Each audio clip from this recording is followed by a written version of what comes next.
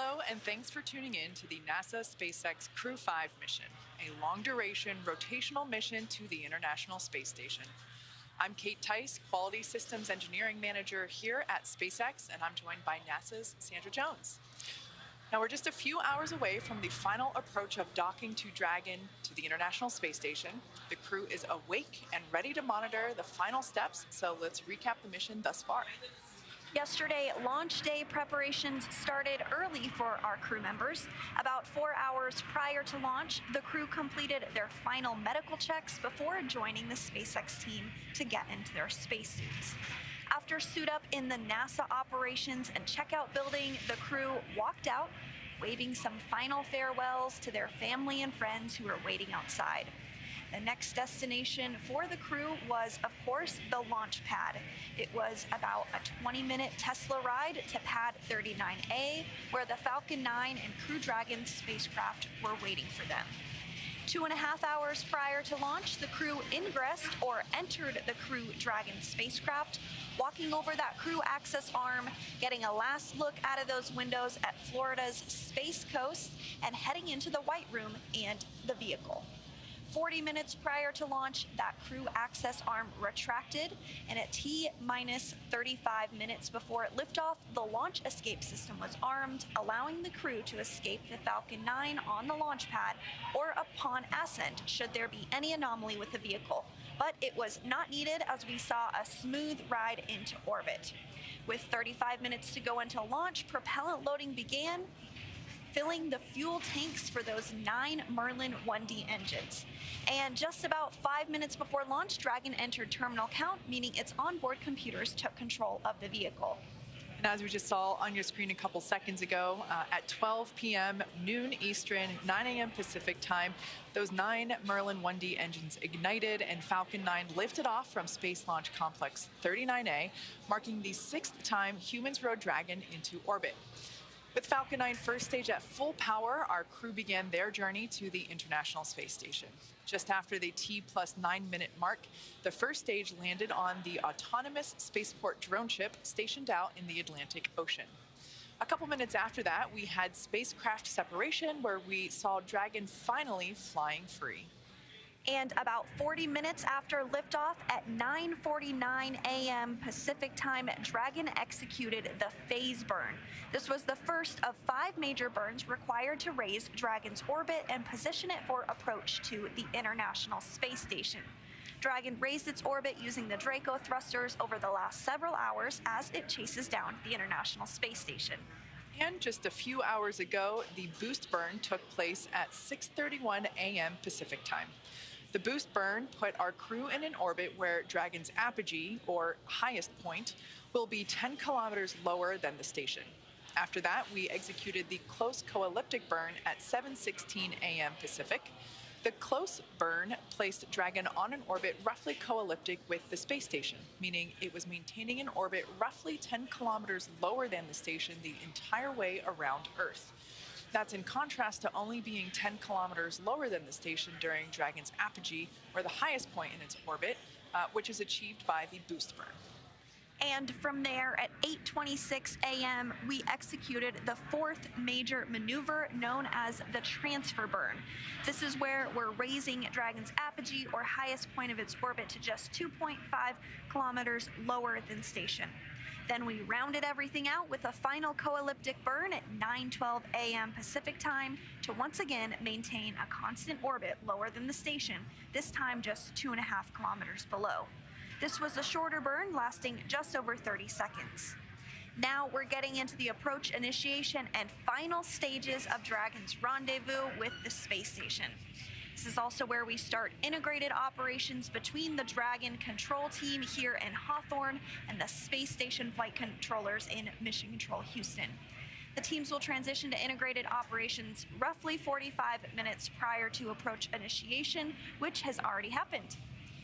During the approach, SpaceX flight controllers will work in tandem with the NASA team in Houston to maneuver Dragon Endurance to the proper attitude and initialize the navigation sensors used for the methodical approach to station.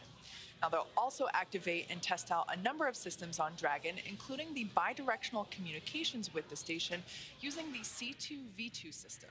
C2V2 stands for Common Communications for Visiting Vehicles. It sets up a data stream from Dragon to the station, giving another path for Dragon telemetry to come to the ground and giving additional command capability for the astronauts aboard the station. At approximately 12:29 p.m. Pacific, Draco thrusters on Dragon will fire for the approach initiation burn when Dragon is about 2.5 kilometers below station and just about 7 kilometers behind it. This will swing Dragon up until it's about a quarter mile, which is around 400 meters directly below the space station.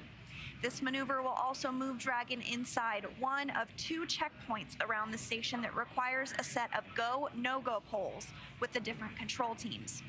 The first checkpoint is called the approach ellipsoid, or as you might hear it called, the AE. It's an imaginary shape measuring 4 kilometers by 2 kilometers by 2 kilometers, essentially a large 3-dimensional oval. Before Dragon is given permission to move inside the approach ellipsoid, the capsule is configured to be on what is known as a 24-hour safe trajectory. This means that if Dragon lost all control to its thrusters, it would be at least 24 hours before its trajectory would move inside the approach ellipsoid. That's right. The NASA and SpaceX teams will do a go, no-go poll to move Dragon inside the keep-out sphere, another checkpoint that consists of an imaginary sphere around the station with a radius of 200 meters. Flight controllers use this to monitor all arriving and departing vehicles. It's another chance to confirm all of the guidance, navigation, and control systems are working correctly on Dragon before moving it closer to station. It carries a similar requirement on the orbital trajectory that if Dragon were to somehow lose control of its thrusters, it and the space station would be safe for 4 orbits, or about 6 hours, rather than the 24 hours required to enter the approach ellipsoid. Once Dragon arrives at the 400-meter below station mark, it will be at what is known as Waypoint 0 and will be the first checkpoint during our approach. The vehicle can hold here at 400 meters, but if all of its systems check out, we can continue the approach to Waypoint 1. Dragon's move from Waypoint 0 to Waypoint 1 will swing it up and out in front of the station, arriving at a distance of approximately 220 meters. At this point, it will be on what we call the docking axis, which essentially means it is directly in front of the docking port, and the crew are headed to the forwardmost port on station, the Node 2 forward port. Dragon has docked to the Node 2 forward port before, and it utilizes the international docking adapters. That's where those are located, which have been installed for these new commercial spacecraft flights, as well as any other future spacecraft that also use the international docking standard. Once Dragon is only 20 meters away at Waypoint 2, the spacecraft focuses on aligning its docking system with the International Docking Adapter, or IDA. We may hear the call-out CHOP, which stands for Crew Hands-Off Point, a little less than 30 seconds before docking. At this point, any aborts will have to be done automatically by Dragon. And then it will be the moment we've all been waiting for when our crew arrives at the space station. Dragon will fly in and make contact with the IDA, giving us what we call soft capture. The soft capture ring then retracts until sensors indicate it's time for 12 hooks to drive in place to give us a hard capture and firmly secure Dragon to its new home on the space station. The space station crew, namely NASA astronaut Kjell Lindgren, will manually pressurize the vestibule, or the area between the Dragon hatch and the station hatch. Meanwhile, umbilicals that provide power, audio, and data connections from the station to Dragon are put in place. And it's time for leak checks and hatch opening, which is currently timelined to come a little more than 2 hours following docking. As you said, Sandra, it is a moment that we've all been waiting for. As you heard Shaniqua mention, it's been about a 25-hour journey thus far. And so we're very much looking forward to getting the Crew 5 crew on board with docking coming later this afternoon. So at this point in time, the crew has put their suits on. When the suits are on, they will complete a leak check of those suits to make sure that the integrity of the suits are still good, make sure all the zippers are up all the way and the visor is locked in place. And then at that point, we'll be given the okay to basically begin the dynamic activities. The suit is required to be put on for the dynamic activities of Dragon. Yep, that's exactly right. And they do wear that spacesuit just in case they were to lose cabin pressure or have any other type of emergency scenario which would require them to wear the suit. So like you said, during those more dynamic phases, like during launch and docking, we do have the crew in the suit. But during the other times, when they are traveling to the space station, they're able to get out of the suit, float around and enjoy their time in space, have some food, get some rest, and just really relax and get excited for the moment that they dock to the space station. Absolutely. I've said it before, if I were an astronaut inside Dragon, my face would just be stuck to the window. I would be looking out constantly. I know there's a lot of things that the astronauts can do to fill their time. Of course, just like astronaut time is on station, very scheduled. It is also pretty scheduled while in Dragon as well in terms of preparing for upcoming burns. Even their sleep periods are scheduled as well. Yep, absolutely. And speaking of upcoming burns, we're now just about 2 minutes away from that approach initiation burn. As we mentioned before, there's been several other burns that have led us up to this point, but this one really starts to get us into the position to be able to dock with the space station here coming up pretty soon. Absolutely. Now, we were talking about the suits a little bit earlier. For those of you that might be unfamiliar with the spacesuits that the Dragon astronauts wear while inside the capsule. Hopefully we'll be able to bring you a live view from inside the capsule so you can see it for yourself shortly. But they are all custom made for each astronaut. They are a really well-fitting suit, as Sandra mentioned, the idea being not only having a safety component to it as well, but also a design element. We wanted it to look like a spacesuit from the future. So we designed them to be really well-fitting. As I mentioned, they are custom fitted for each astronaut, and they don't have to wear it the whole time. They are able to remove the suit or doff suits during more downtime periods. As I mentioned, the suits are only required for the more dynamic activities for the Dragon capsule. Exactly, and we are now just about 1 minute away from the start of the approach initiation burn. This burn will last about 90 seconds, and the Draco thrusters will be used for this particular burn. And this will bring Dragon inside of the approach ellipsoid, that is that 2 kilometer by 2 kilometer by 4 kilometer invisible line around the space station. Once we are within the approach ellipsoid, we are in what is a 24-hour safe trajectory. So again, as we mentioned, if something were to go wrong, and while we never expect that, we do have mitigations in place just in case. If something were to go wrong and we were to lose control of the thrusters, it would be at least 24 hours before it would be inside of the approach ellipsoid any further. That's right. And for those that might be unfamiliar with the docking sequence of Dragon, it is completely autonomous. Dragon is basically steering, driving itself. The crew inside Dragon are monitoring the on their crew panels, their touchscreen crew panels. They're able to monitor all the progress. If necessary, they are able to take manual control at any point. And there on your screen, we actually have a live view from Dragon looking at the station. Dragon, SpaceX on Dragon to ground. No response required. AI burn in 30 seconds. Dragon copies that. And there we just heard the... Okay, Dragon copies that. We were just about to call you. We had successful intercom checks on section 5 of 4.010. Copy. Good intercom checks. Copy. Good intercom checks, and we'll see you on the other side of the burn.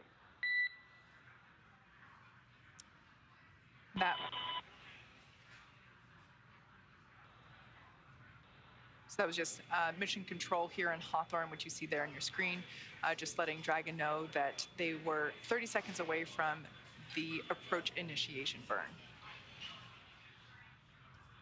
which at this point in time is, like I was saying before, is everything an approaching station is highly choreographed.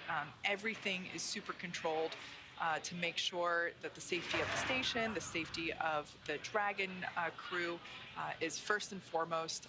And that's why we basically have all these different phases and checkpoints that we have to reach in order to arrive and depart the station. Exactly, and as we said, that burn is expected to last about 90 seconds, so not a super long burn. But we should hear confirmation that that burn is underway here shortly. The crew has already began those leak checks earlier, as you said. Now that we're starting into some of these more dynamic phases, they are suited up just like they were yesterday when they did go ahead and launch. So we're standing by for the start of the approach initiation burn. We should hear it any second now.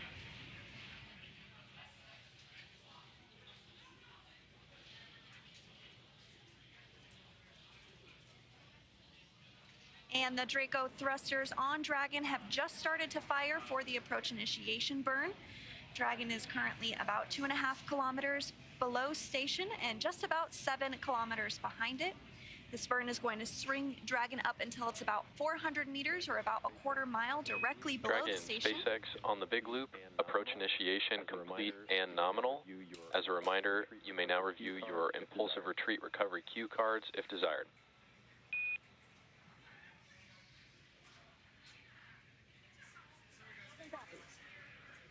Copy. And you did just hear those words that the approach initiation burn is complete and was successful. So this maneuver does move Dragon inside one of 2 checkpoints around the station that requires a set of go, no-go polls with the different control teams.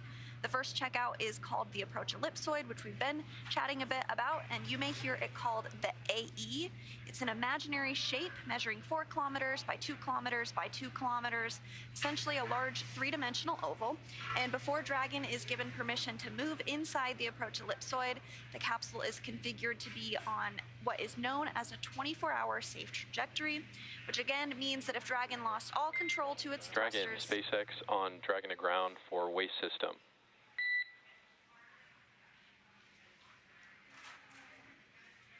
On Dragon ground. Go ahead on Dragon ground. Josh, I've got a bit of an odd request. Hey Josh, I've got a bit of an odd request here from the back room. It's to verify that the waste system funnel is docked, as you would expect post-usage, and it's been left in that configuration. How copy?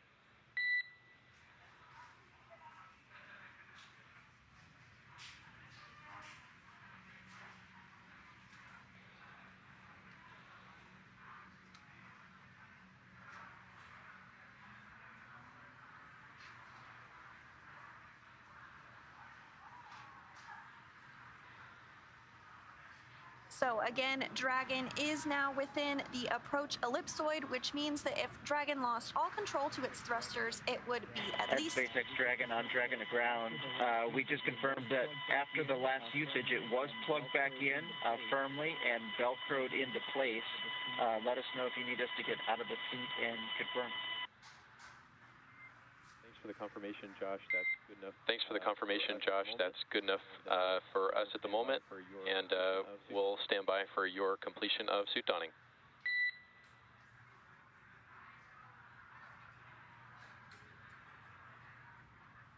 And those words from the ground up to the crew as they step through their procedures. Now that they are within the approach ellipsoid, again, that means it would be at least 24 hours before its trajectory would move inside the approach ellipsoid if we were to lose control of the thrusters for some reason.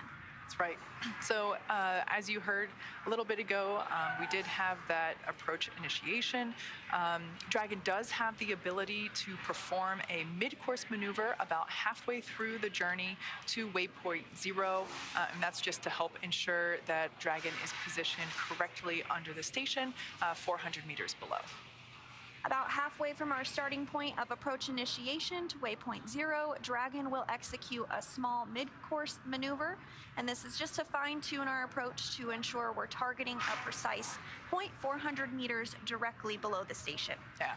Now, we can see that Crew Dragon has a very busy afternoon ahead, but even in space, it still takes two to tango. The International Space Station is also a factor in the mix for this. It is very much a choreographed dance, basically, the whole approach operation. At this point, let's check in over at NASA Houston with Shaniqua Vereen to see how things are going on over there. Thanks, Kate. Good afternoon and welcome back to Mission Control Houston at NASA's Johnson Space Center. Inside the space station flight control room, teams are being led by Flight Director Greg Whitney for Dragon's approach and docking. On board station, there is currently 7 astronauts and cosmonauts, including NASA's Kjell Lindgren, Bob Hines, Jessica Watkins, Frank Rubio. 4 decimal is dawning. We're going to come back on. Copy, Dragon. Suits are donned. Crew are seated. We are ready to step into leak checks. We'll meet you over in 4.011, and we'll bring the cameras back on board.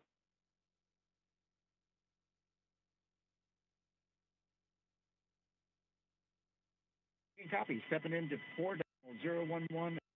Check.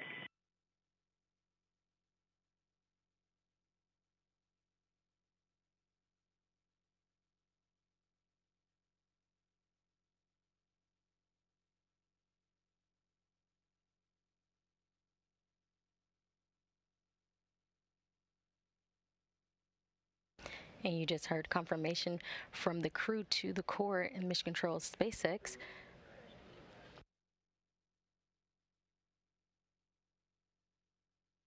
Again, there's 7 crew members awaiting Crew 5 as they arrive and dock to the International Space Station. That's including NASA's Kjell Lindgren, Bob Hines, Jessica Watkins, Frank Rubio, and the current station commander, European Space Agency astronaut Samantha Cristoforetti, and NASA's cosmonaut and Roscosmos cosmonauts Sergei Prokopyev and Dmitry Patelin. The crew is awake, and they've begun to continue preparations for Crew 5's arrival.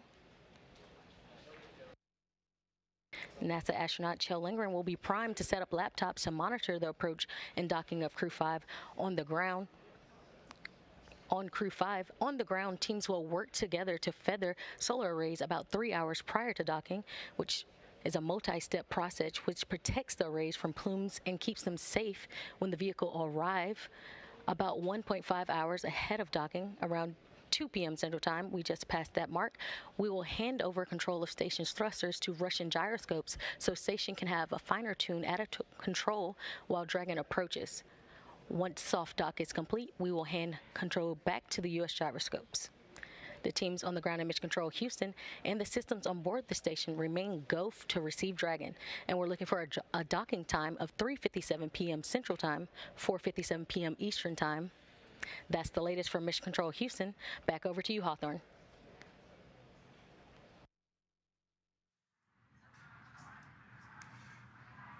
Thanks, Shaniqua. So glad to hear that everything is going smoothly in Mission Control Houston.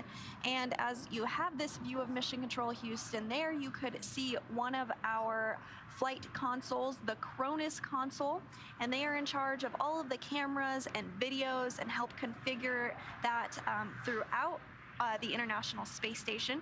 And they did actually get views of Dragon when it was over 1,300 miles away from the International Space Station. I'm not sure if that's a record, but they have been tracking Dragon as it approaches for quite some time. We'll of course continue to see views of Dragon as it gets closer and closer and see Dragon grow in the field of view. Yeah, I follow a couple of the Kronos controllers on Twitter, and it's so amazing to see the images that they're able to capture from the station. And I never realized it, but it's actually quite quite a skill to be able to capture the things they do, and it makes sense because the station is constantly moving, and yeah, especially during Hurricane Ian, it was pretty cool to see the images coming from ISS. So all that being said, now while we wait for our next milestone, let's take a moment to meet our crew. Nicole Mann holds a Master of Science in Mechanical Engineering. SpaceX Dragon on Dragon to ground. We're at step 2.2, 4.011, and we are ready to pressurize. Dragon, SpaceX, you are go to pressurize. We are following along on the ground. And you just heard that call out that they are go to start. Dragon is a go to initiate the suit fleet check.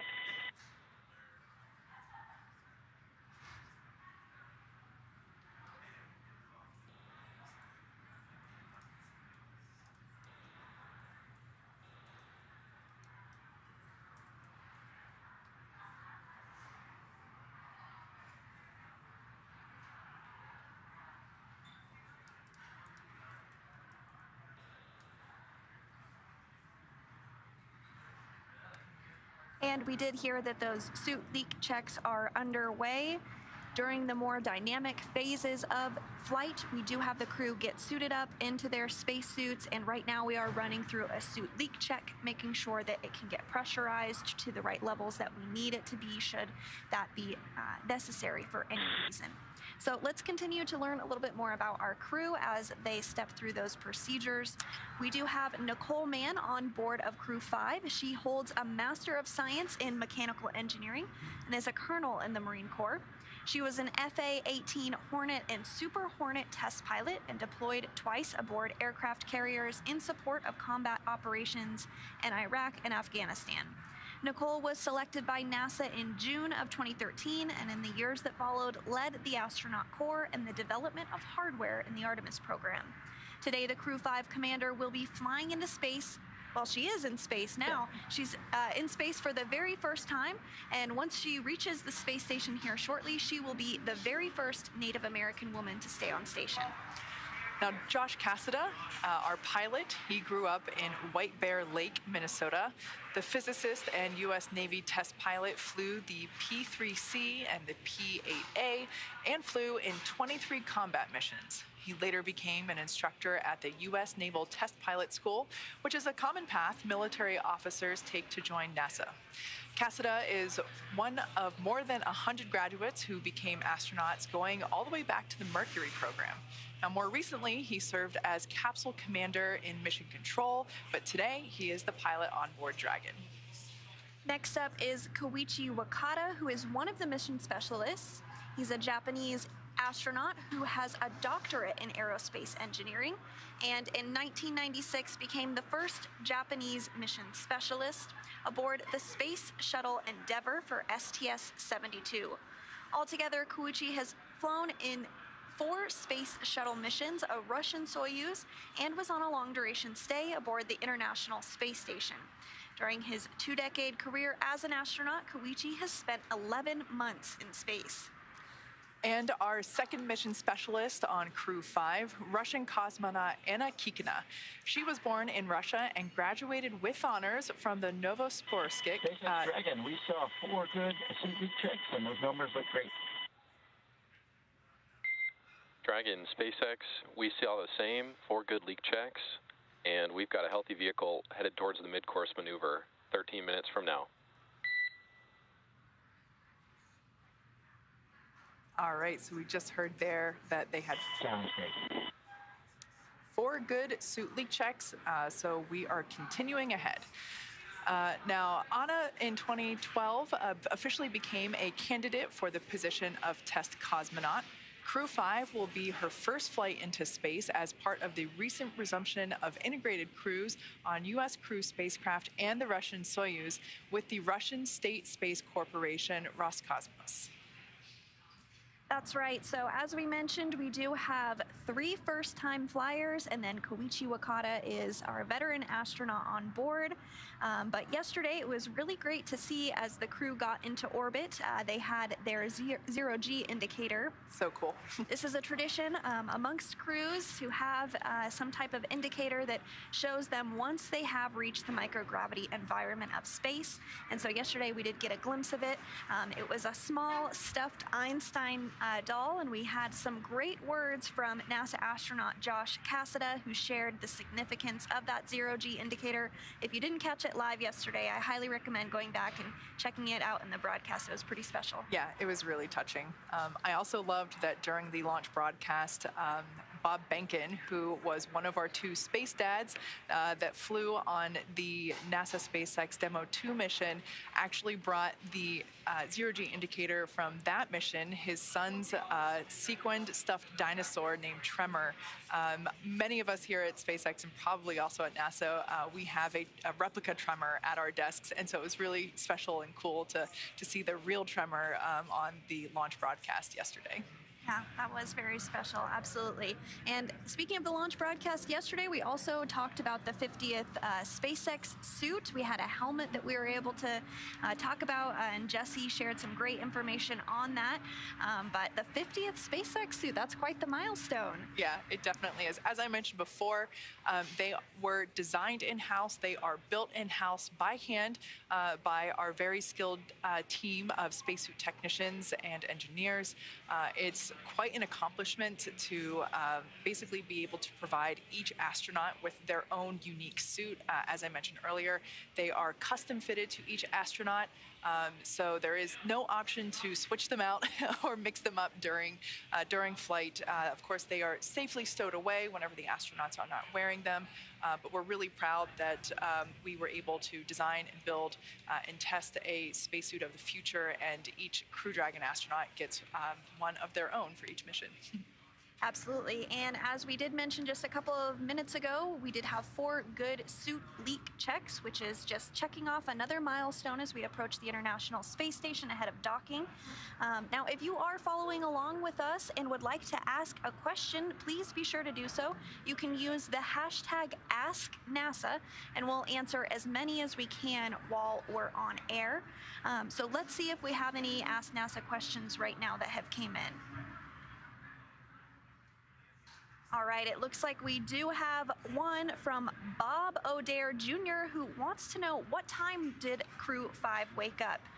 Well, typically, the crew has a prescribed sleep and wake cycle that they utilize on the journey uphill. But for Crew 5, they had a rest period or an off-duty time period. So they were able to get out of their spacesuits, get comfortable, and get some rest. They did wake up earlier this morning, a little earlier than expected, which makes complete sense. It's probably a little bit like Christmas morning for them. They're eager to get the day started and get docked. Looks like we have another question.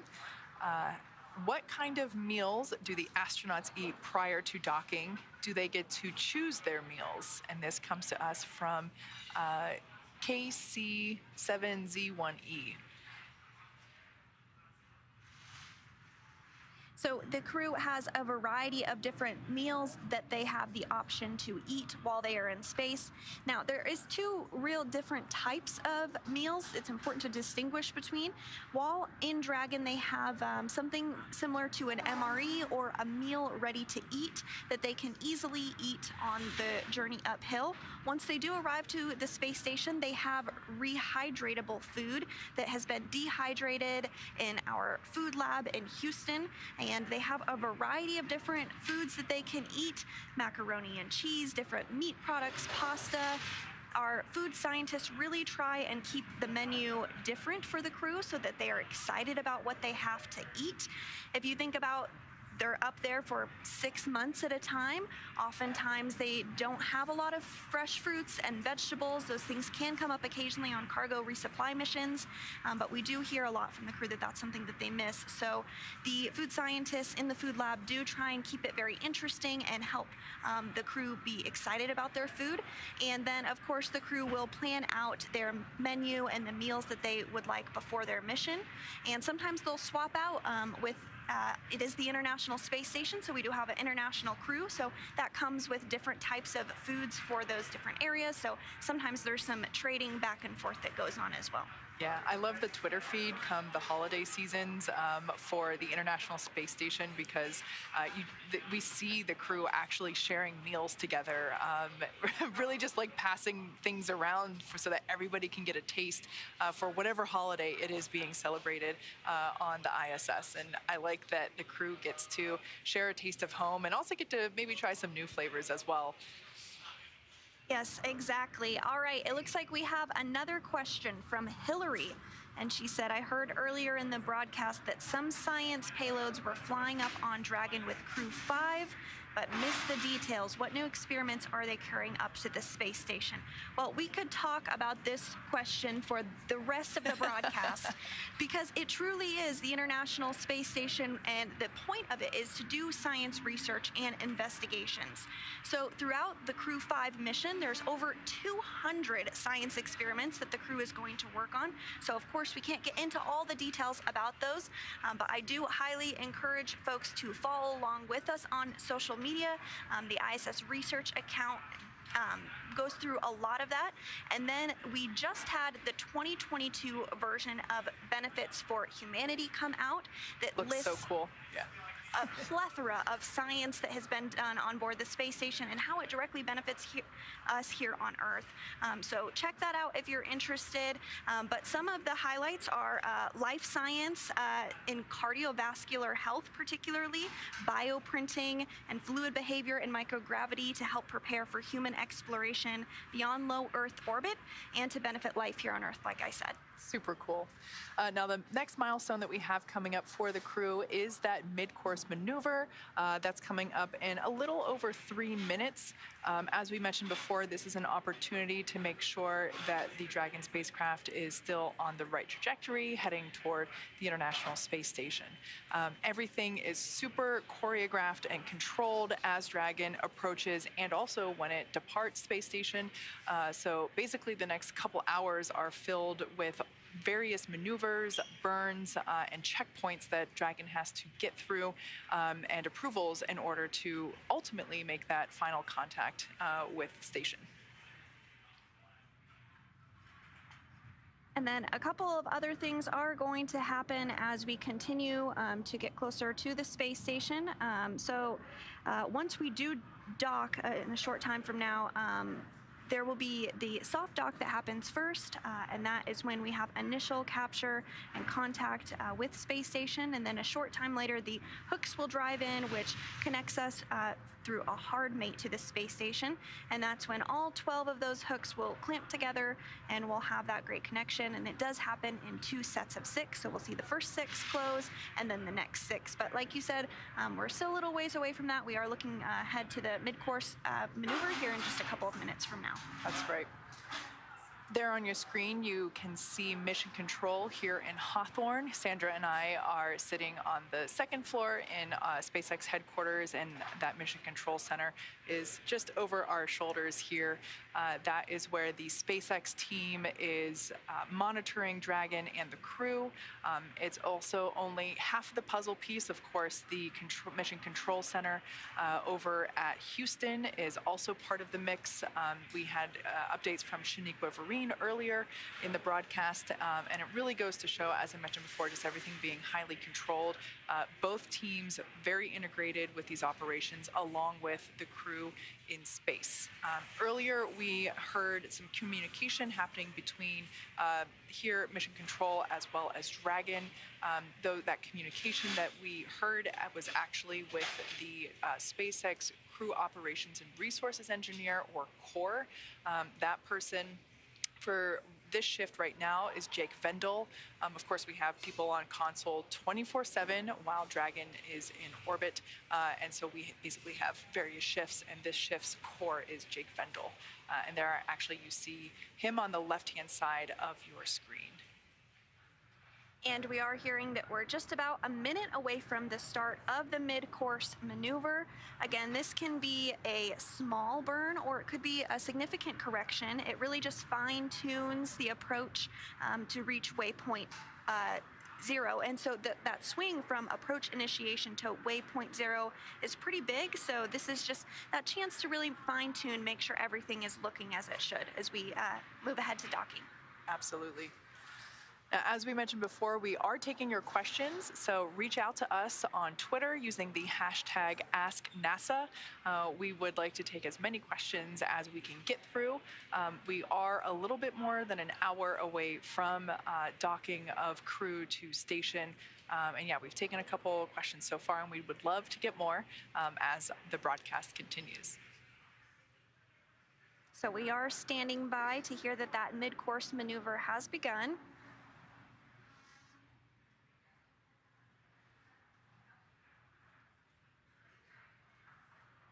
Endurance is about 2 kilometers from... Station Houston on Fish Ground 2 for Chell and window shutters.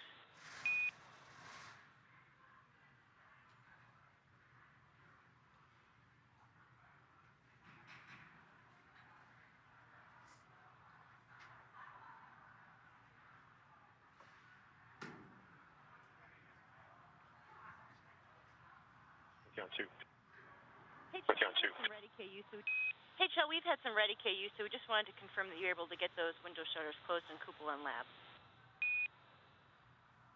Affirmative. Shutters are closed. Shutters are closed both in the lab and the cupola. Thanks. We copy. Thank you. And you just... And I am complete with the tool setup through step 7. See that Pluto came on board to help with SSC 727 with the MPEG streaming tool. We copy. Thanks for the status.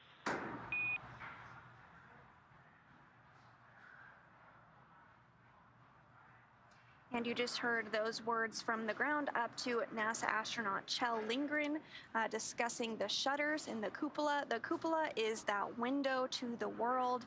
It's one of the places that the astronauts love to hang out when they have free time because you have a beautiful view of the Earth floating by below you, but it does have shutters on it that can be open and closed, and for docking operations they want to be sure that those are configured closed. So he was just giving a confirmation of that. So again, we are just seconds away from the mid-course maneuver beginning.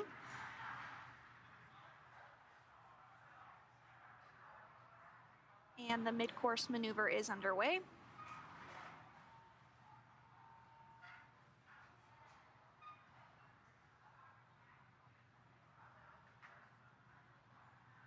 So we did just start that mid-course maneuver, which again is done about halfway from our starting point of the approach initiation to waypoint 0. This burn helps to fine-tune our approach to ensure we're targeting a precise point 400 meters directly below the station. Once Dragon arrives at 400 meters below station, it will be at what is known as waypoint 0 and will be the first checkpoint during our approach. The vehicle can hold here at 400 meters, but if all of its systems check out, we can continue the approach to waypoint 0. Now, we are hearing that mid-course maneuver was completed, yeah, the next major activity that we have is that approach 0, and about a little bit more than 16 minutes until that point.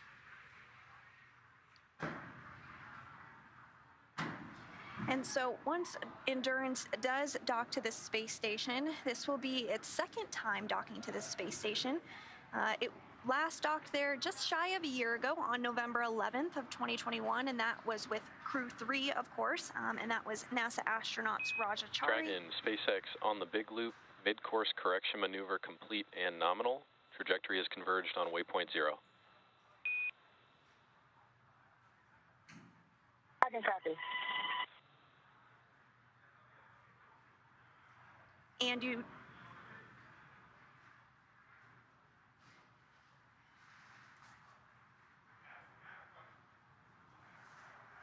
And you just heard those words there that the mid-course maneuver was successful and went just as planned, so we are still on track for docking today.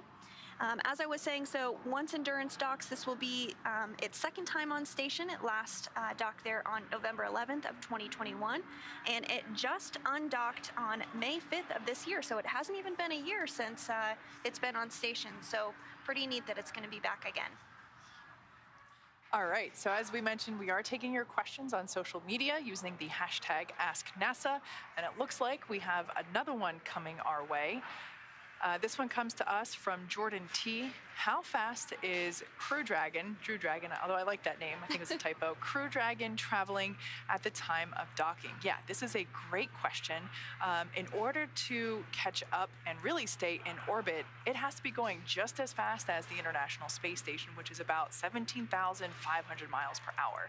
So the whole idea is to go fast enough to basically not fall back to Earth. So yeah, it's going pretty fast.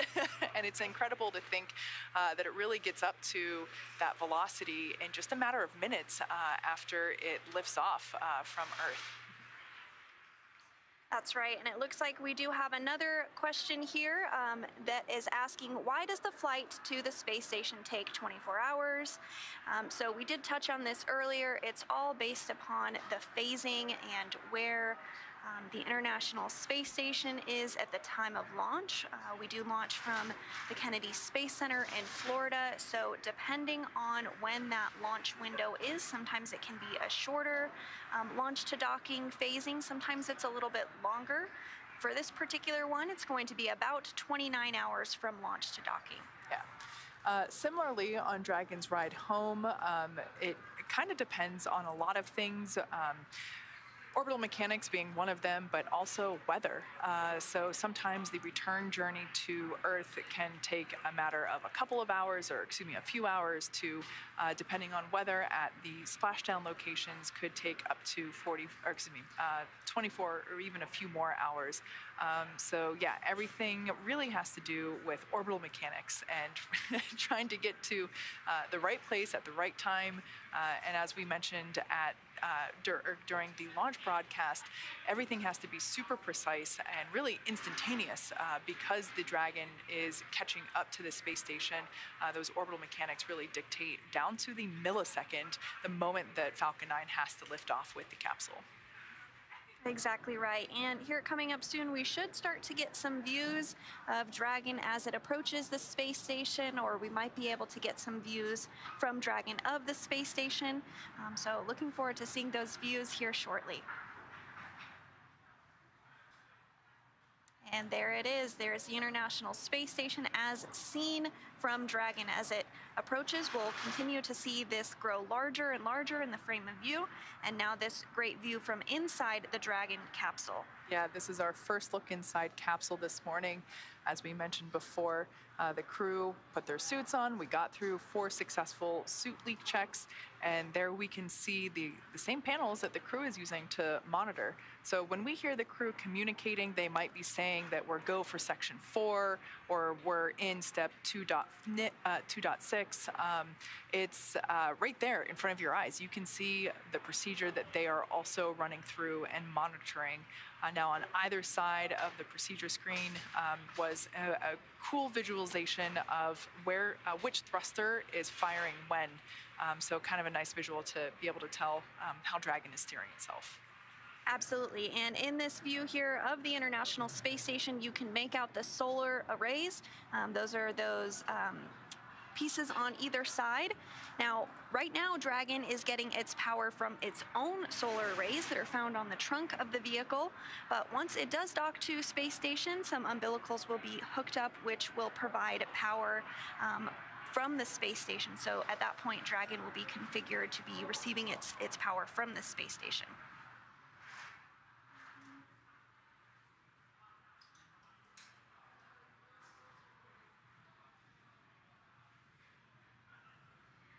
So a couple of things are going to happen as we reach waypoint 1.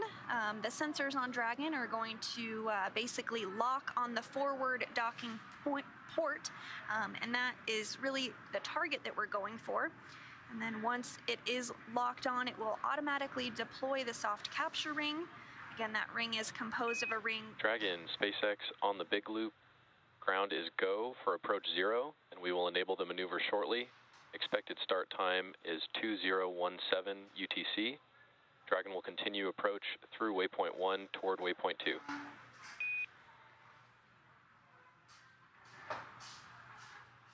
Falcon copies. We are looking for the approach to last one.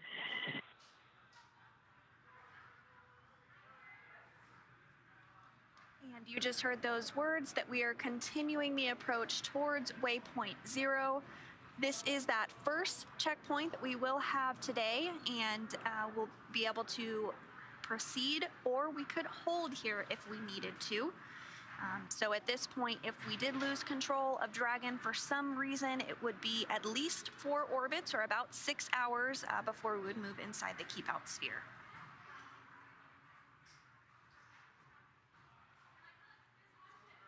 And it looks like that is a view from station of Dragon. So there we can see planet Earth rotating as Dragon catches up to the space station. As I mentioned before, I love views like this because it kind of shows just how grand all the operations are. As we've said multiple times, everything is very controlled and choreographed, and it's pretty cool to see Dragon just get closer and closer. We saw the crew in their seats earlier, all strapped in with their suits on. But as I mentioned before, I would personally just want to have my face against the window the whole time, just looking out. And this view that you are seeing, Dragon and the International Space Station are flying 266 statute miles off the coast of Australia. Looks like they're just about to cross over into Tasmania. Now, the International Space Station travels 17,500 miles per hour and orbits the Earth every 90 minutes, which means the crew on board station sees a sunrise and a sunset every 45 minutes. So when you think about it like that, it really puts it into perspective just how fast the crew is traveling. And it looks like Cronus is trying to zoom in for us. There we can see that the nose cone has been deployed. We did that several minutes after liftoff. I think it was around T plus 12 minutes or so. And we do that once Dragon has already passed through the atmosphere of Earth. When it's in, then once it gets into the vacuum of space, we deploy the nose cone after it separates, after the capsule and trunk separate from the second stage. Of course, we want to keep all of the guidance, control, and navigation systems and the dock itself protected during the ascent phase. But once the Dragon capsule is in the vacuum of space, we're able to open it up. And I love this shot here because it's very Inception-esque to me because the station is looking at Dragon, Dragon is looking at station. Yeah, and it's just really cool to be able to see Dragon get closer and closer. Now, for those of you that are looking at Dragon on the left-hand side, and we're seeing it from the top down, we can see a blinking light as well as barely make out that forward hatch. This, of course, is the hatch that we will be utilizing to dock with the station. You might notice 4 points, well, technically 3, because it looks like the 4th one at the top is covered up. 4 points, just like almost tiny arms sticking out. Those are actually the fins on the Dragon trunk. So as I mentioned, we are looking at Dragon from the top down, and those fins are what we're seeing from this bird's eye view. We can see them a little better once, whenever the capsule's, for example, at the launch pad, and those fins are basically there for aerodynamic purposes. But just kind of a cool, different view that we get from Dragon. This is the first time that we're really seeing a closer view of Dragon in this, from this angle. Absolutely, and we are also beginning to see the space station come into view more and more. You can make out some of those solar arrays. Again, that's going to continue to just get more clear. Right now, Dragon is about 550 meters away from the space station and closing. So yeah, in that view, you can really see the solar arrays starting to come in, get a little bit sharper.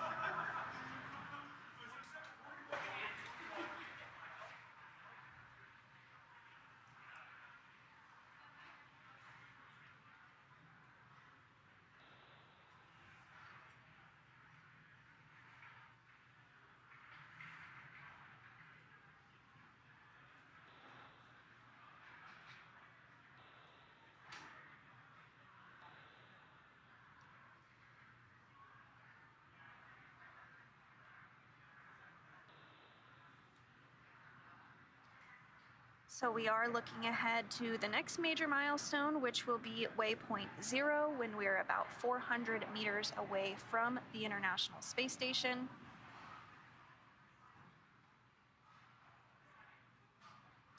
We have touched on this briefly, but that view of Dragon on the left of the screen there, now it looks like we're getting another view from the space station, and you can see it just barely. It's a white dot coming in. It is hard to tell there with the clouds that are on Earth, but we'll see that grow larger and larger. That is again controlled by one of the flight control positions in Mission Control Houston called Cronus. They're able to position the cameras in a variety of different ways that allow us to get these beautiful views of Dragon as well as the Earth. And Kate, you had mentioned we did get some views of Hurricane Ian as it was passing over the United States, but we are able to get some views here of Dragon with that nose cone open like you mentioned.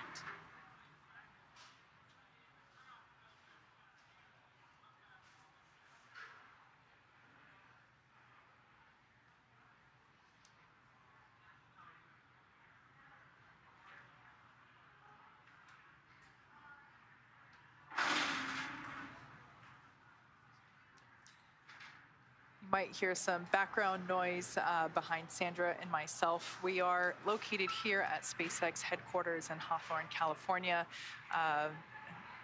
We are an active operations environment. So, of course, while we have folks seated inside Mission Control, just kind of over to our left, the rest of the building is a little bit more noisy, I would say. It's pretty quiet in Mission Control. But yes, you might hear some chairs moving or some fork trucks behind us as we are basically, we still continue production of the Falcon 9 vehicle here, regardless of, the operations that we have going on in Mission Control. We're now less than 460 meters from the space station. And Kate, you had mentioned yesterday that it's a company tradition for SpaceX to come out and watch the launch and everyone to view it and the big screens there. So I definitely noticed the excitement when we were doing the launch broadcast. Everyone was cheering very loud. It was cool to be a part of that. A little hard to deliver the launch line, I would imagine. Yeah, we get really excited for launches here, and it's really awesome whenever it's in the middle of the day as well, because people are able to take a break from work and come down and stand behind Mission Control and cheer the crew on. It's quite an experience. I still, if I'm not hosting, I try to watch from Mission Control. And I still remember the first couple launches that I ever got to witness as a new employee, and it's really powerful to be able to stand here with colleagues and be able to really unify and cheer on the mission. And we are just about a minute away from waypoint 0.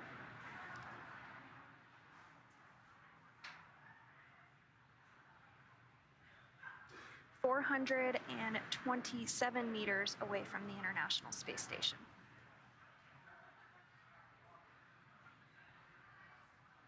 And we're about 90 seconds away from that waypoint 0.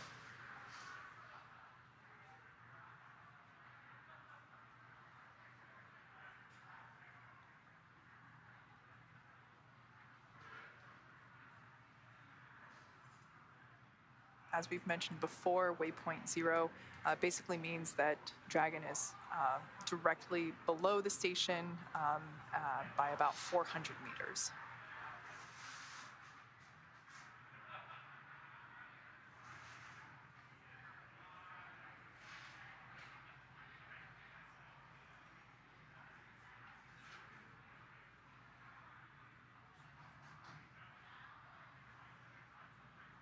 Looks like we got some cool views from a coastline of some sort as Dragon and Space Station continue to orbit.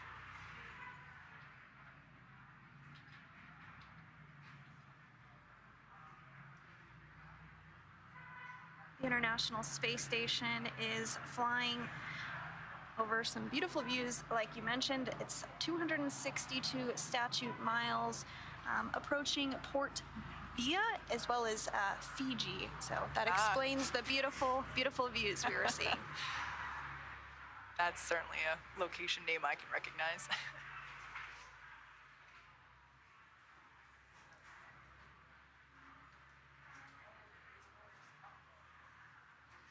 All right, standing by for confirmation of waypoint 0.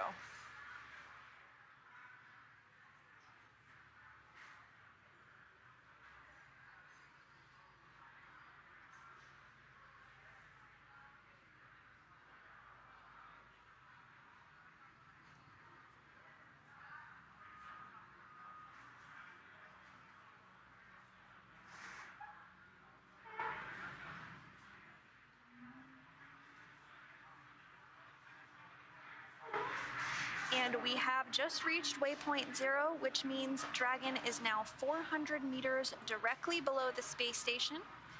And we can definitely see it now in these views coming from the International Space Station. So coming up, Dragons move from waypoint 0 to waypoint 1. We'll swing it up and out in front of the station. We'll then pause at a distance of approximately 220 meters. And at this point, we will be on what we call the docking axis, which essentially means it's directly in front of the docking port. We did already hear the teams do a go, no-go poll for this approach, and everything remains go.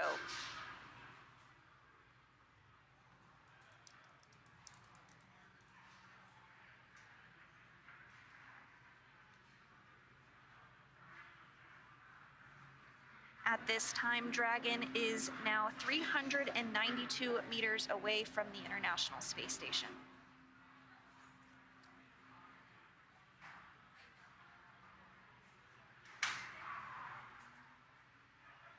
Great view of Dragon there, once again from the top down. As we've mentioned before, we keep that nose cone closed through the ascent portion of the mission, and then we open it up while Dragon is in the vacuum of space. It's able to provide protection for the various sensors that are used to help Dragon steer itself. So all the guidance, navigation, and control systems. It also protects the forward hatch, which is what, as I mentioned before, it's what we use to dock to the space station. So it's pretty cool, and I think it's pretty neat that basically the side hatch, which is we were able to see it just moments ago whenever we had a little bit more sunlight reflection over there. But it's cool to think that the side hatch, which is what Dragon, SpaceX on the big loop. We see the onboard for GNC RELNAV. No crew action required. Both Dragon eyes locked on to mismatching reflectors and are now locking onto their correct targets. Standby 1. And copies. Speaking of those sensors, it sounds like those Dragon eyes, which are one of the sensors, there's actually two of them, two of those Dragon eyes, they are locking on to the appropriate sensors on station at this point in time. So as I was saying, yes, that forward hatch is what the crew will basically ingress and egress the station from to get in and out of the Dragon capsule to station. The side hatch, which was used for crew ingress yesterday while the vehicle was on top of the rocket at pad 39A, that hatch will remain closed until Dragon splashes back down on Earth. So as we mentioned before, just making sure that Dragon, SpaceX on the big loop for an update. We see both Dragon eyes locked on to their expected retro reflectors, and Dragon is back in approach 0. We're going to continue marching towards waypoint 1 here.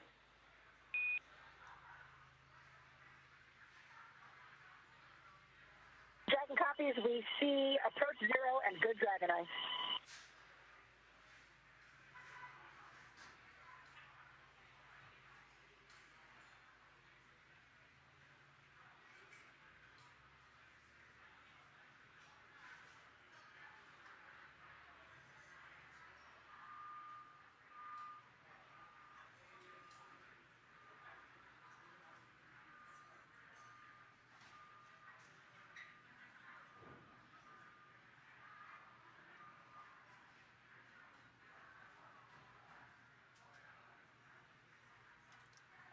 So as we mentioned before, we have been taking your questions via social media. So be sure to tweet at us using the hashtag AskNASA, and we'll try to get through as many questions as we can. We have about an hour left until docking is complete, and so we would love to take as many questions as we can. It looks like we have another one coming our way, this time from LAGO. The question is, what's the objective of this mission? Sandra, I feel like this is another question that we could probably talk about all day. But I think in summary, the objective for this Crew 5 mission is it's the next operational rotational mission to the space station for a crew of astronauts. And then subpoint 2 would be science, kind of as we were talking about before, really continuing the science objectives with this mission, with many experiments. It's honestly conducting experiments is how the astronauts spend quite a bit of their time on station, in addition to exercising and, of course, eating. Exactly right. And just to add on that, the real point of this mission is to learn more about humans and how they interact in the environment of space and how the body changes. All of us on Earth have grown up our entire lives experiencing gravity all the time. It impacts every single thing that we do all day long. But when you remove that from the equation, things act very differently. Things float, water behaves differently, flames behave differently. And we have learned a great deal about this in the more than 20 years that we have been continuously inhabiting the International Space Station. And this is really important because as we continue to return to the moon through the Artemis program and then on to Mars, we have to make sure that humans are healthy when they are in a microgravity or a different gravity environment on Mars. And so this mission will continue to help us learn all about that. Absolutely. Yeah, gravity is kind of something that we take for granted here on Earth, even something as simple as your vision whenever you're on station can change with the lack of gravity. So got another question. This one comes to us from Rohan87. Love the Lord of the Rings reference there. After successful docking, how many minutes it take to enter into International Space Station? How are they prepared for this? So it does take a little bit of time. There are a few procedures that... Dragon, SpaceX, on the big loop, we do see approach 0 in progress with trajectory converged on waypoint 1. Expect arrival at waypoint 1 at approximately 2044 UTC, and we cleaned up your board there after that on board.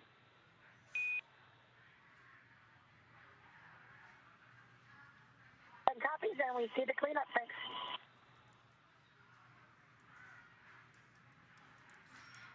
So again, to finish up answering this question, it does take a little bit of time. They're not able to open the hatches right away. There's a couple of steps that they need to walk through, including pressurizing the vestibule. That's the space between Dragon and the International Space Station, as well as making sure that the leak checks there are good. Once that takes place, the crew is able to open up the hatches and flow onto the space station.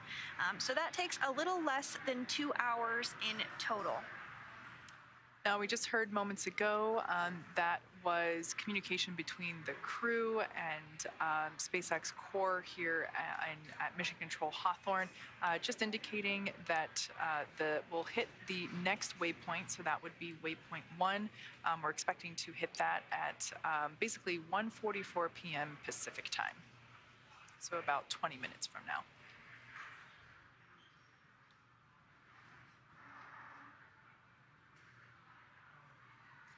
And once we do arrive at that waypoint 1, that's when Dragon is about 220 meters away from the space station and directly in front of the docking port.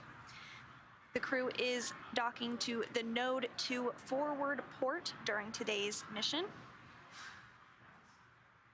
And before they move any further at this point, they will need the permission to move into the keep out sphere.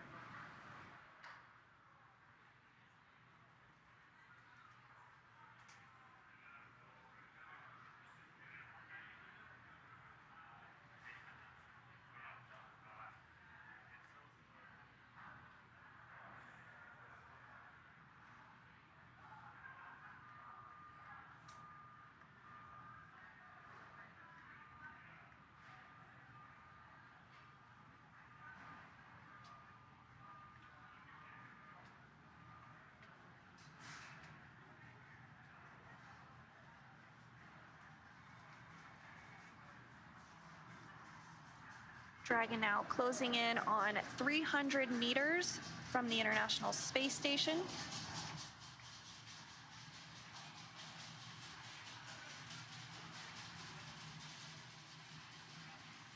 As we've mentioned before, this maneuver from waypoint 0 to waypoint 1 basically swings Dragon up and out in front of the station. It pauses at a distance of approximately 220 meters.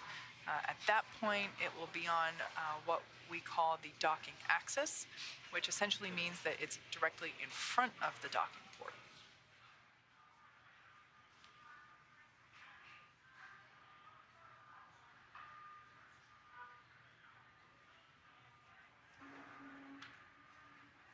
And it is really important that we have these different waypoints because they allow the team to really evaluate the status of the vehicle, the readiness of the space station to receive it. And we do have these checkpoints for all visiting vehicles.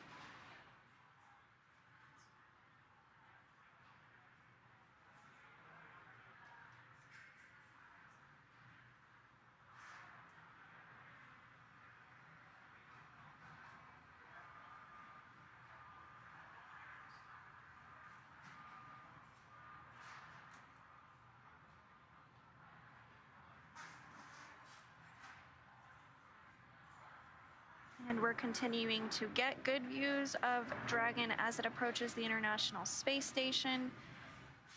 International Space Station is currently flying 260 statute miles over the Pacific Ocean. It is approaching the very northern tip of Hawaii.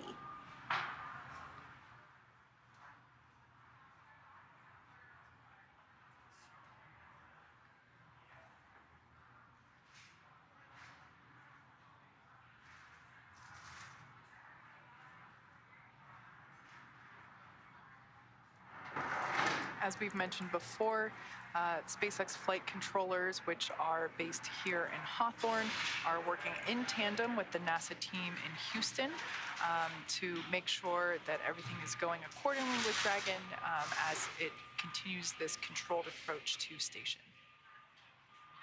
And there you do see that very northern tip of Hawaii that we mentioned. Again, aloha. Dragon and the International Space Station flying about 260 statute miles above it.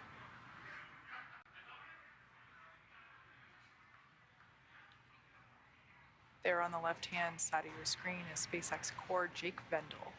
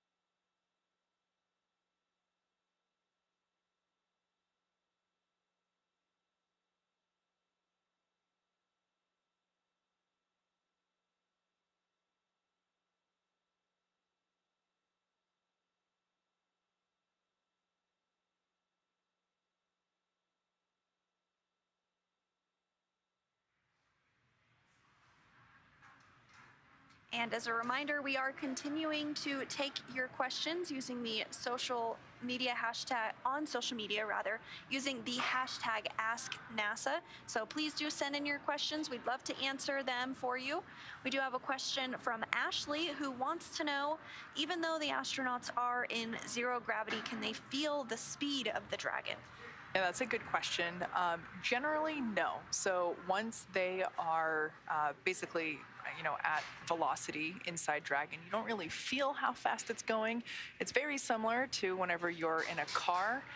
Let's say you're in the passenger seat and you're the driver, you're on the freeway. And if you're going 65 miles an hour, you don't really feel how fast you're going.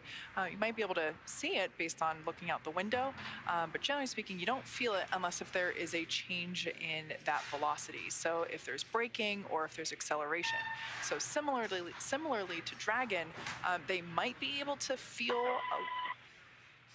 Thought we were going to get some comms there, perhaps not.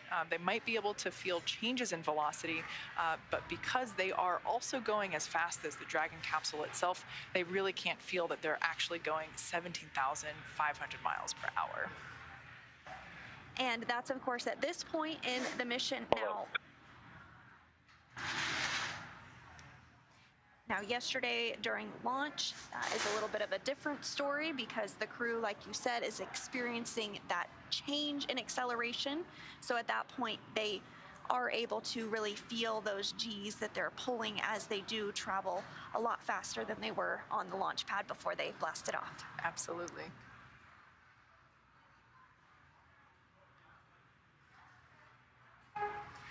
So Dragon is now under 300 meters from the space station. Looks like it's about 294 meters away. You can see it continuing to get larger and larger in the screen.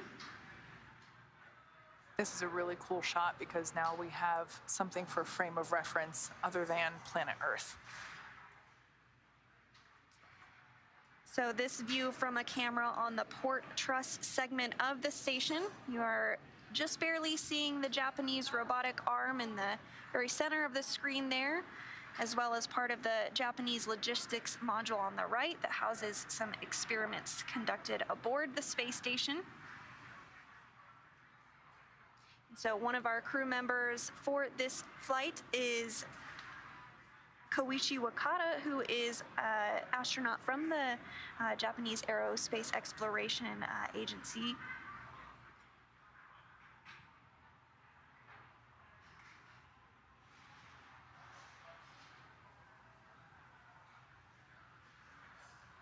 We're just under 6 minutes until we hit waypoint 1. As we've mentioned before, this movement from waypoint 0 to waypoint 1 will swing Dragon up and out in front of the station. So if you've been watching that capsule, it has been moving slightly in that frame. So it'll move up and in front of the station, and it'll pause at a distance of approximately 220 meters. At that point in time, Dragon will be on what we call the docking axis, which basically means that it's directly in front of the docking port that it will be aiming for. That port is the forward port on node 2, which is the Harmony module, and that's where both of the international docking adapters, or IDAs, are located. Those were installed for new commercial spacecraft flights and any other future spacecraft that also use the International Docking Standard. And you could really see in that graphic that was just on your screen how those different burns in this very phased approach really put Dragon into the place that it is now, exactly right in front of the docking adapter. You can really start to make out the International Space Station. You can see the solar arrays there, and even some of the vehicles that are currently docked to the space station. There's right now 4 vehicles docked to the International Space Station. That includes the SpaceX Freedom capsule, which Crew 4 arrived on and will return back home shortly, as well as the Russian Progress 80 and 81 and the Soyuz MS-22.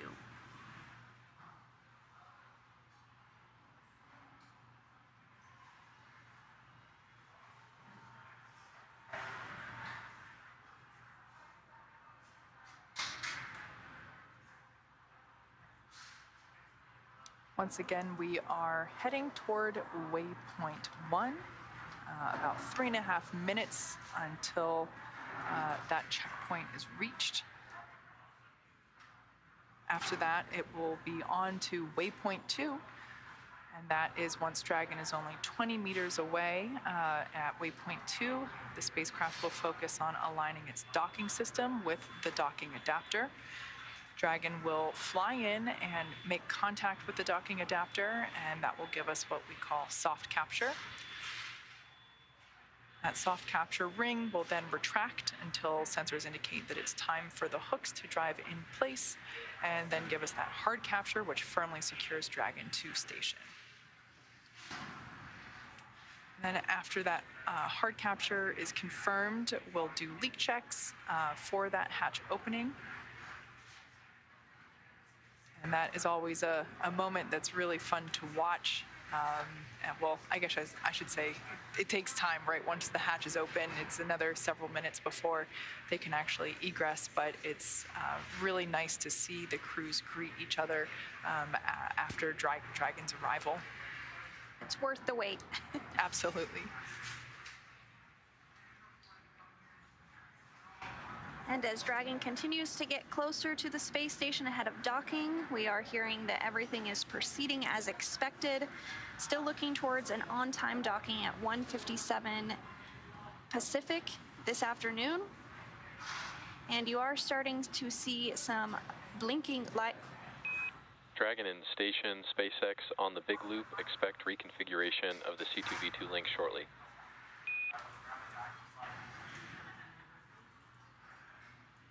Copy.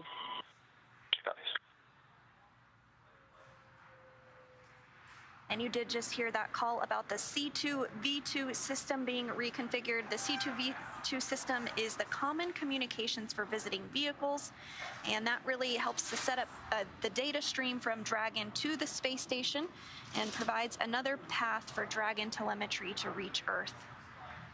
I think that should be renamed C squared, V squared. There we have live views from inside Dragon Endurance with the Crew 5 crew. All 4 astronauts are in their seats, buckled in, and as you can see, their suits are on, but the visors are up.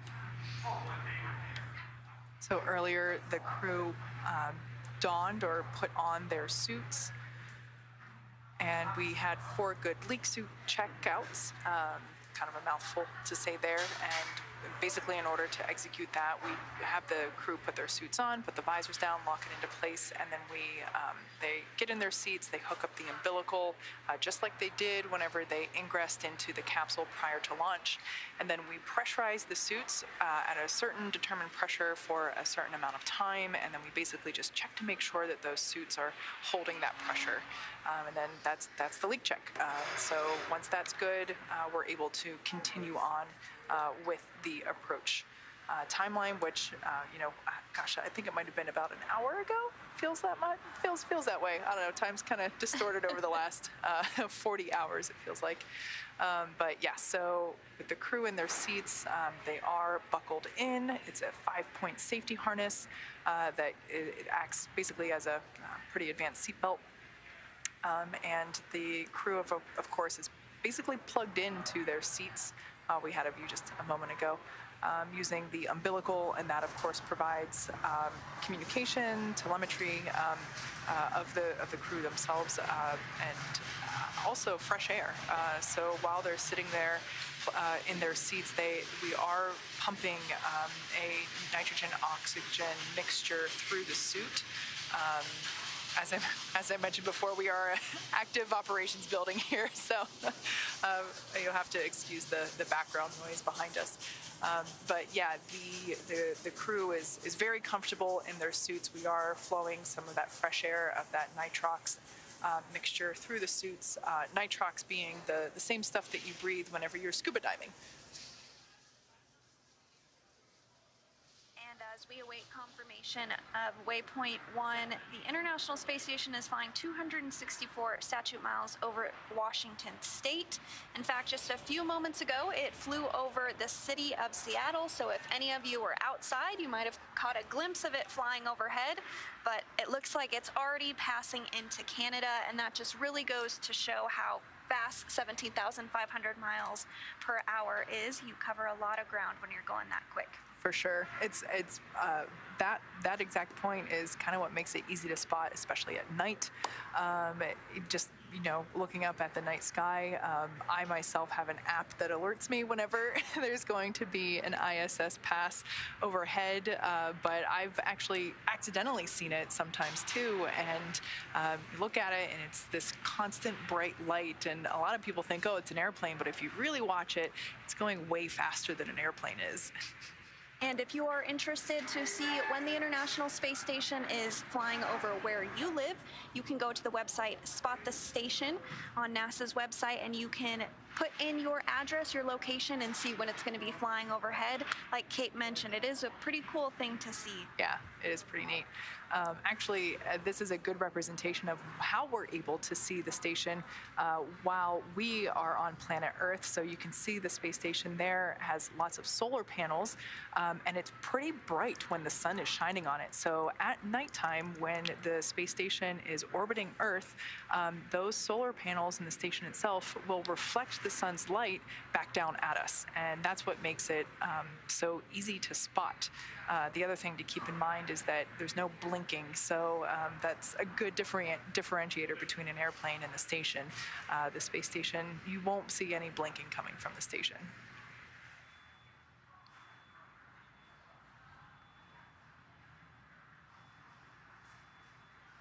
And we are now under 250 meters away from the space station.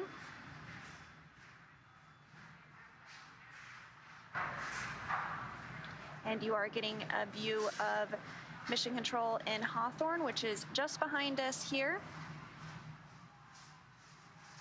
This is the room where all of the SpaceX flight controllers, responsible engineers, and the core, the crew operations and resources engineer, is seated as they are basically constantly monitoring Dragon. We have someone on console 24/7 while there is a Dragon on station or in orbit, and this is one of the rooms that we do that in. And similarly, the International Space Station Flight Control. Dragon, SpaceX on the big loop, we see Endurance 2 minutes out from waypoint 1. Soft capture ring extension will begin shortly, and Dragon will continue approach to waypoint 2.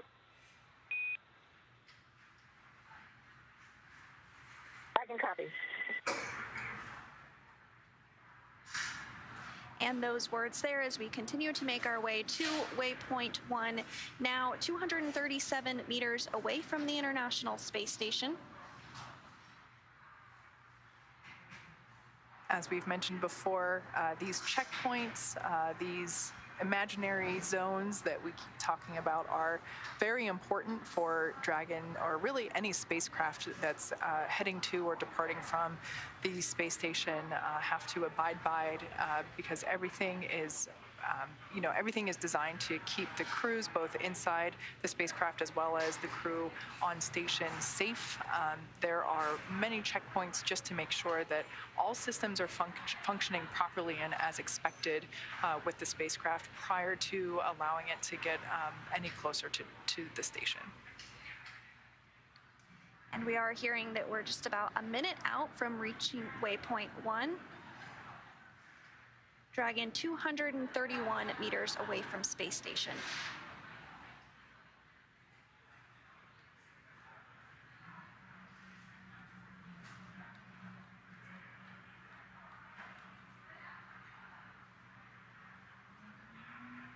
So we are coming up on waypoint 1, which is 220 meters right in front of the space station. And that milestone will put us right in line with the docking access. So once Dragon reaches that docking access, it will have about 20 hours of power, so it could easily hold there for quite some time and could reattempt to dock if necessary, but everything is really proceeding on track for docking today.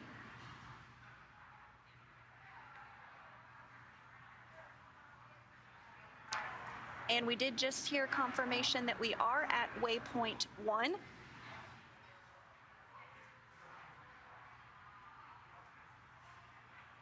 The next milestone will be waypoint 2, and that's coming up in just under 8 minutes. As we mentioned before, everything is a series of checks and phases really of approach. In this next phase, we're going to be heading to waypoint 2, and at that point in time, Dragon will basically be in line with the dock that it is heading to. Of course, it's using the Station Houston on the Big Loop.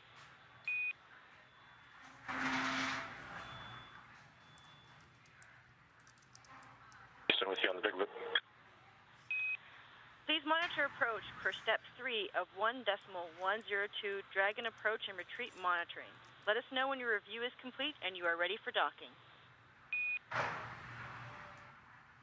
And Houston, procedure review is complete. Station crew is ready for docking. Houston, copy. And we were just getting an incredible view there of both Dragon and the moon with Earth in the background. Pretty spectacular and also, to see. Station has Dragon video. Copy that.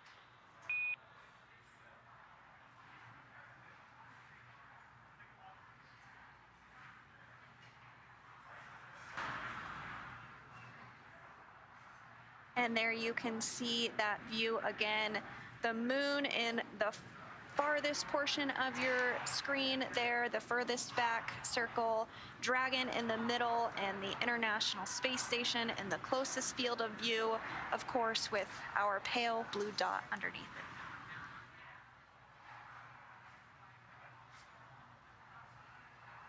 Again, the station and Crew Dragon are traveling at 17,000 miles per hour, 17,500 miles per hour around planet Earth. So while it looks like Earth is rotating slowly, it's actually going pretty quick. The station is roughly 250 miles above Earth. You can think of that as the distance from Los Angeles to San Francisco, or perhaps from Kennedy Space Center to Miami, depending on which frame of reference relates most to you. But yeah, this view with the moon, again, the moon is that dot on the left. Crew Dragon is the dot on the right, of course, heading toward the station.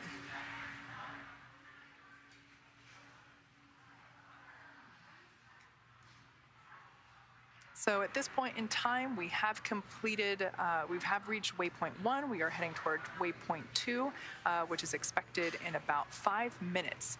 Initial contact between Dragon and the International Space Station is expected to occur at about 1:57 p.m. Pacific time. Before reaching waypoint 1, mission operators conducted a go, no-go poll to allow Dragon to begin its approach to waypoint 2, which is located inside the keep-out sphere, one of those imaginary shapes that we keep talking about, and that is about 20 meters away from the space station. And as mentioned previously, all visiting vehicles take this phased approach to station, stopping at predetermined gates for teams to run quick checks on vehicle performance before approaching the space station. And when it comes to bringing two spacecraft together, slow and steady really wins the race, as docking operations require a great deal of precision to make sure we're keeping the spacecraft and the crew safe. Absolutely. At the 20-meter distance from the station's docking adapter, Dragon's approach will slow, and it will begin to align itself with the adapter to come in for the final approach. Dragon will first make initial soft contact with the adapter's soft capture ring, which will then retract to bring Dragon in for the hard capture sequence. As a further precaution, Dragon's soft capture system includes a set of rotary spring dampeners to lessen the force of the contact between the capsule and the station. So for now, let's check in with NASA's Shaniqua Vereen in Houston for an update on station. Shaniqua? Thanks, Sandra. So far this afternoon, the crew on the station awoke around 1 p.m. Central Time from a nap period, understanding they would have a longer day being in Greenwich Mean Time, and they continued preparations for Crew 5's arrival. That included setting up casas, or temporary living quarters, for the additional crew members, and special software in the station's cupola to track Dragon's approach and docking. C2V2 link reconfiguration and soft capture ring extension complete. Dragon is configured for docking. I can copy.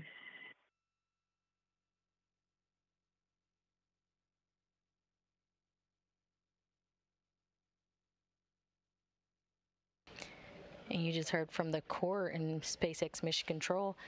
That was Jake Vindel reporting to Nicole Mann, commander of Dragon, that they are configured for docking.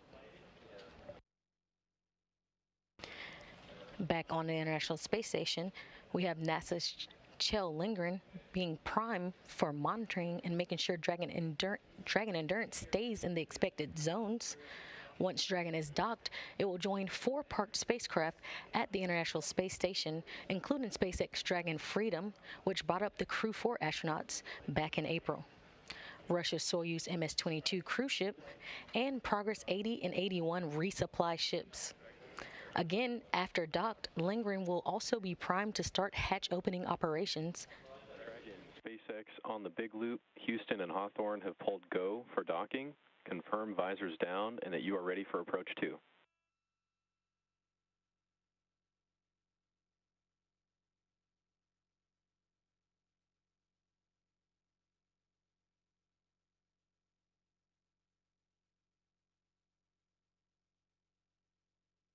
SpaceX Crew 5, all visors are down. We are ready for approach 2. Copy Crew 5, visors down. We're going to enable the approach shortly. As a reminder, once Dragon is inside the crew hands-off point, retreat and breakout are not permitted. I can copy.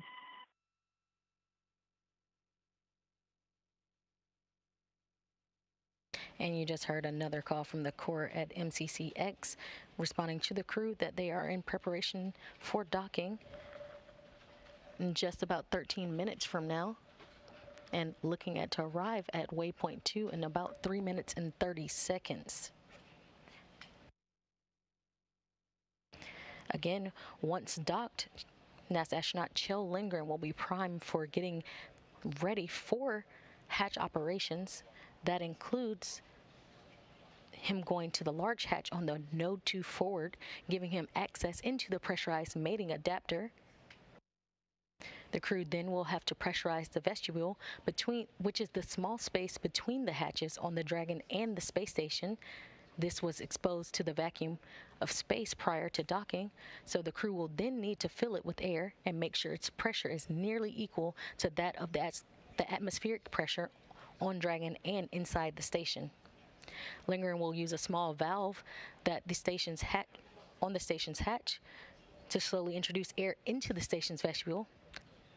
Flight controllers here in Houston will monitor and verify the pressure readings here to make sure that everything's leak-free before we get ready to open up the hatches for the crew.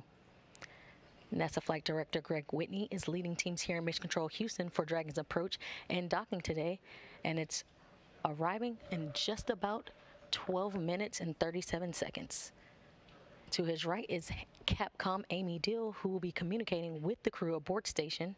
Right now, there are currently 7 astronauts on the station, 7 astronauts and cosmonauts living and working on the International Space Station, including NASA's Kjell Lindgren, Bob Hines, Jessica Watkins, Frank Rubio, and the current station commander and European Space Agency astronaut Samantha Cristoforetti, and Roscosmos cosmonaut Sergei Prokopyev and Dmitry Patelin. Crew 5 bringing the crew complement to 11. Again, we're excited to get our Crew 5 astronauts aboard. That's the latest from here in Mission Control Houston. Back over to you, Hawthorne.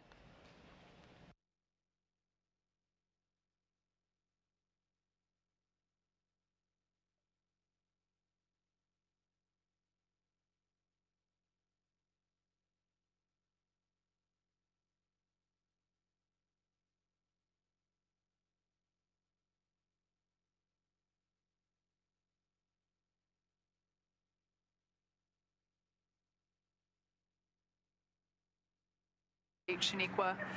Now at this point in time, waypoint 2 is up next, and that will put Dragon only 20 meters away from the space station. From there, the spacecraft will focus on aligning its docking system with the International Docking Adapter, or as you sometimes hear it referred to as the IDA. And Dragon is now less than 40 meters away from space station. In fact, it's now 37 meters and closing away from docking. You're getting a good view right now of the trunk with those solar arrays that we chatted about earlier. Once Dragon does dock, it will be receiving its power from the International Space Station. And you can also see some of those small thruster firings as we continue to close in on docking, just making sure everything is precisely aligned and that Dragon is directly in front of the International Docking Adapter. We're about 20 seconds away from waypoint 2 arrival.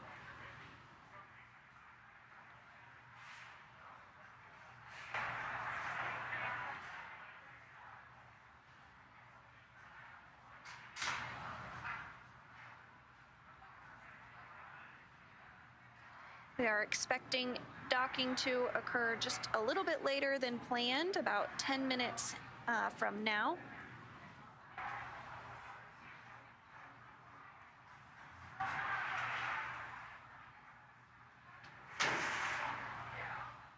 Dragon 25. And we did just hear confirmation that Dragon has arrived at waypoint 2.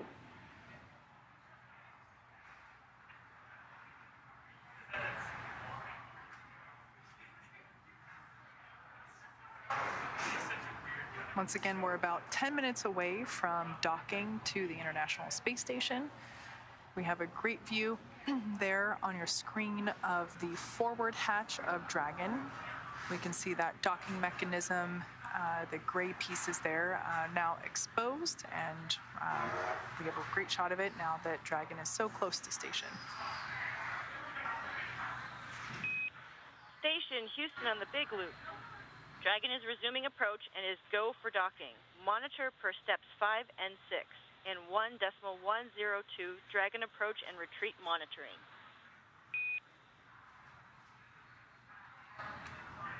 Station copies. We'll go. And that's the call we wanted to hear. Dragon is go for docking. Just a few meters away from the space station now, but when we are about at the 2-meter point, you may hear a call called CHOP, and that stands for the crew hands-off period. While everything has been done autonomously today so far, when we do hear that call CHOP, it means that any re-rendezvous would need to be done automatically through Dragon, and the crew would not be initiating any of that. We are 16 meters away from the International Space Station. On the left is Crew Dragon Endurance coming in for docking. On the top right with its nose cone deployed is the Crew Dragon Freedom that is currently docked to the International Space Station and is the vehicle that Crew 4 will return home on. Yeah, it's pretty cool to see, excuse me, both two Dragons really in the same shot. Once again, the Crew 5 vehicle there on the left, making its docking approach, which we're expecting in under 10 minutes. And then, of course, the Crew 4 vehicle there on the previous shot on the right-hand side. As we get closer, we can see more and more of the Dragon vehicle. For those of you wondering what those 4 black circles are, those are the forward Draco thrusters. SpaceX copies, 10 meters. And 10 meters away from space station now. And if you look at the Dragon capsule, you can actually see the side Draco thrusters thrusting, helping to steer Dragon closer to station accurately. And hearing we're just a couple of minutes away from docking, should be coming up just momentarily. Dragon now traveling less than 1 meter per second as it closes in for docking. As you've said before, Sandra, slow and steady wins the race here.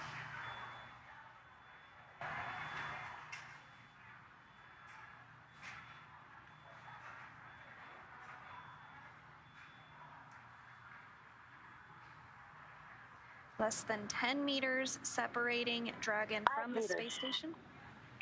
Copy, 5 meters. And that call, 5 meters separating Dragon from space station.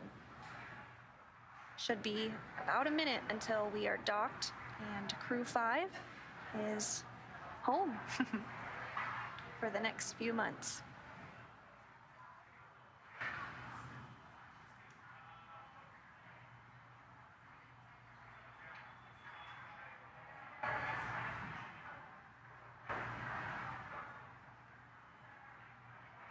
Should hear that call for chop here momentarily. 2 meters, chop.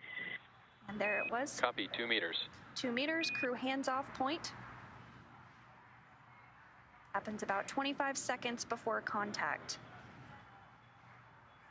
1 meter. 1 meter.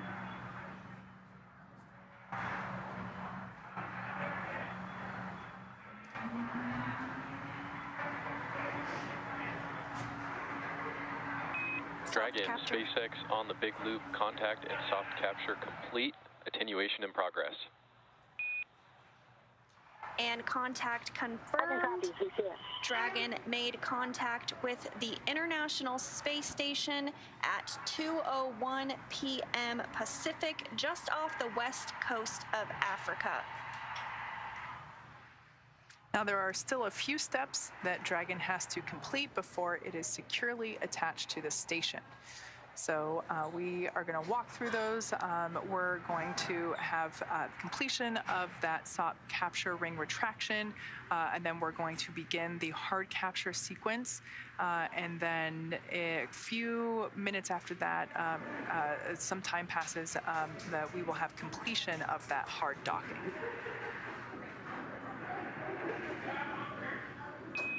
Dragon, SpaceX, ring retraction in progress. So there is that first thing I mentioned, that ring retraction for soft capture.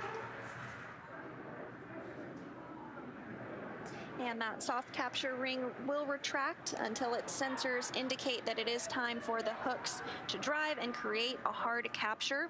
There are 12 hooks that are going to be driven to form that hard mate, and they take place in a series of 6. So the first 6 will drive, and then the second 6 will drive. Just like everything about the approach this morning, everything is in sequence. Now you might notice the view of Dragon is a little darker than it was before as it was coming in. Of course, the station and now Dragon are orbiting Earth, and it looks like they are lost the sunlight there. Live view there from SpaceX Mission Control, based here in Hawthorne, California.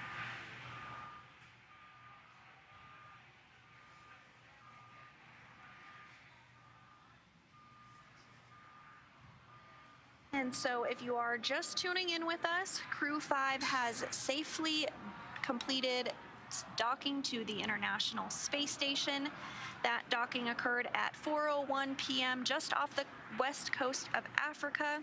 Their journey began yesterday afternoon when they lifted off at 11 a.m. Central Time from the Kennedy Space Center in Florida.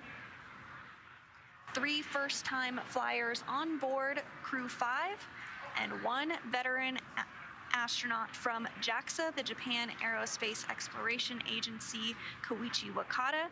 And then those 3 first-time flyers are NASA astronaut Nicole Mann, who is the first ever female commander of a Dragon, and once she floats on board Space Station will be the first Native American to ever visit the International Space Station, as well as NASA astronaut Josh Cassada, who's the first-time flyer as well, and the other first-time flyer is Roscosmos cosmonaut Anya Kikina. That's right. Now, we have a little over 5 minutes left until docking is considered complete. As Sandra was just mentioning, the 3 first-time spacegoers on this mission, I would have to imagine that at this point in time, they must be like children sitting in a car seat, just wanting to get out. They have spent a long time making this journey, literally since launch yesterday at noon Eastern time. And they have friends on board station, and I bet they're just so excited to get out of their seats, get out of their suits, open up that hatch, and ultimately go get to hang out with their friends for a couple months. Absolutely. Dragon, SpaceX on the big loop, ring retraction complete. Docking sequence is holding for MCS reconfiguration. I can copy.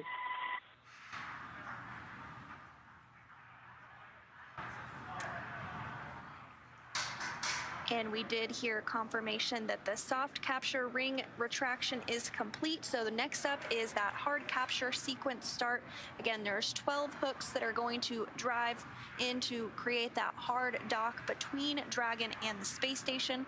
We'll first see 6 of those hooks begin to drive, and then the other 6, and that will have our docking be complete. Now, looking forward to the next events, like I mentioned before, we have about now 4 minutes left until docking is complete. The Crew 5 crew will have the opportunity to doff or take off their suits. And then it's almost 90 minutes until they actually get to open that APAS hatch and get to go see their friends, really get to greet the Crew 4 crew and the other members, other astronauts that are on station. So as we've mentioned before, everything is a series of checks and check-ins. Everything is a checklist, a sequence of events, and so yeah, they're at the station. Station Houston on the big loop. MCS configured. Proceeding with hook driving. So there's that confirmation that we will begin to drive that first set of 6 hooks, and that is basically that hard capture process. So hooks are driving. This is the second time in the flight that we have done something with these hooks. They were also used just a short time after liftoff, after Dragon was inserted into a nominal orbit, and they helped to allow that nose cone to swing open. So hooks are continuing to drive.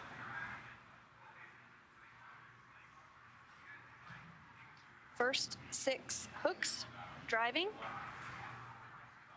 Live view there inside the Dragon capsule. We can see the crew has their visors down in the locked position. Again, this is to ensure that if, for any unlikely event that Dragon were to lose pressurization, that suit would act as a second capsule, basically. It's it's almost a spacecraft of its own, being able to provide environment and pressure for the crew in an emergency. And the crew does wear that spacesuit during all of the dynamic phases of flight, during launch, of course docking, but here pretty shortly they will be able to take off that spacesuit, and they'll actually hang them up to dry before they begin to pressurize that vestibule and get ready to float through the space station hatch.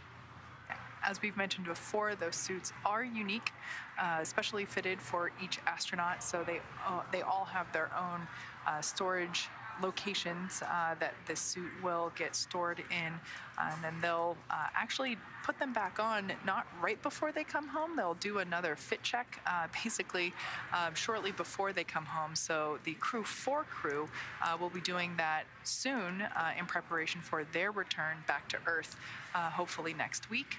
But yeah, that's basically just to make sure that the spacesuit that they arrived in still fits well, no hot spots for movement, and is still good for them to wear home. As Sandra mentioned before, Those of us here on Earth, we know what gravity feels like, and the body does change with a lack of gravity. So in the microgravity environment that the astronauts live and work in for months at a time, your bodily fluids change. So in space, your bodily fluids basically reach an equilibrium across your body, whereas here on Earth, they're concentrated near our feet, or wherever down is. And so, we'll have the crew put those spacesuits back on prior to beginning their journey home, just to make sure that everything still fits well. Now, we should be getting confirmation that docking is complete here in the next couple of seconds. So standing by for confirmation of docking complete. And we did hear that the first set of 6 hooks is driving and has completed that process. So now the next 6 are driving, and as you said, once we have that finished up, we will have docking complete, and we will have what we call a hard mate. So that should happen just a few moments from now.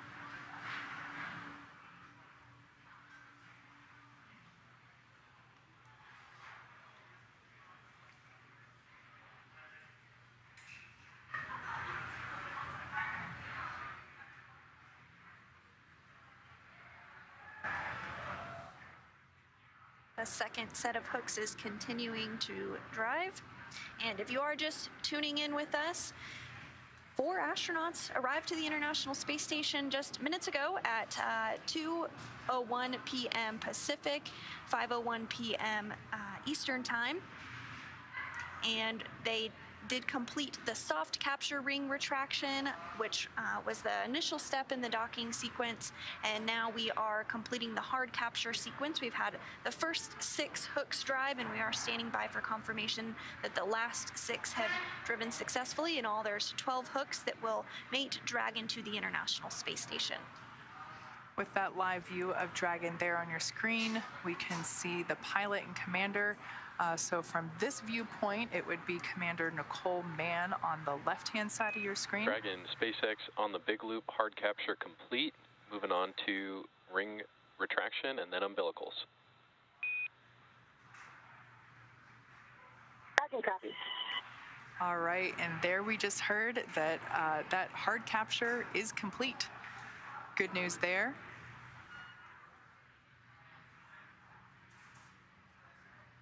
Yeah, that's the call that we wanted to hear. All 12 of those hooks have made it to the space station as expected. So again, we do have a hard dock at this moment.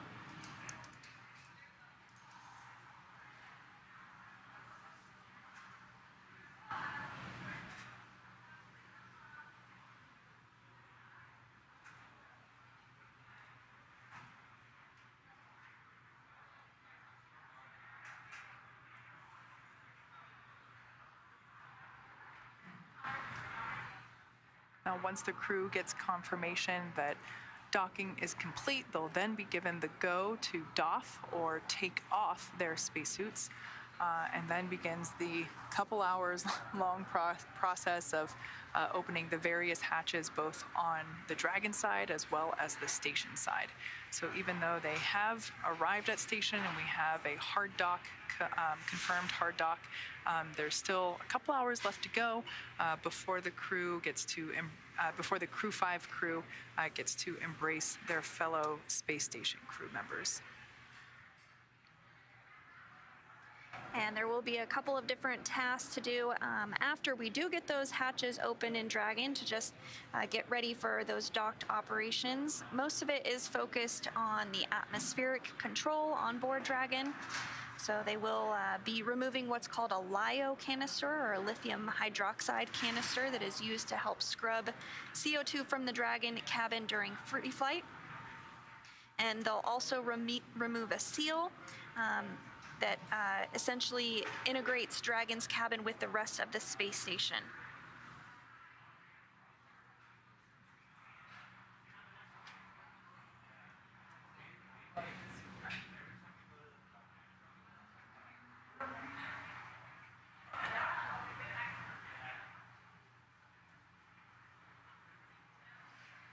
And we did hear that the umbilical deploy is underway, as we've mentioned a couple of times.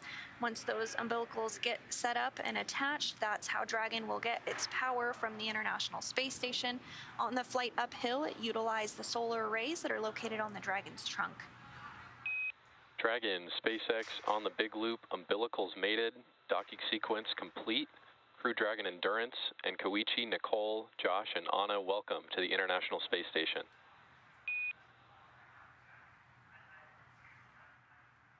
Thank you so much. Crew 5 is happy to have finally arrived at the International Space Station. Endurance is a very proper name for our training mission and this spacecraft. To the NASA and the SpaceX teams, a huge thank you. Especially shout out to our training lead, Tyler Carr, for all the simulations you put us through and the training. We were definitely well prepared, and we are looking forward to getting to work.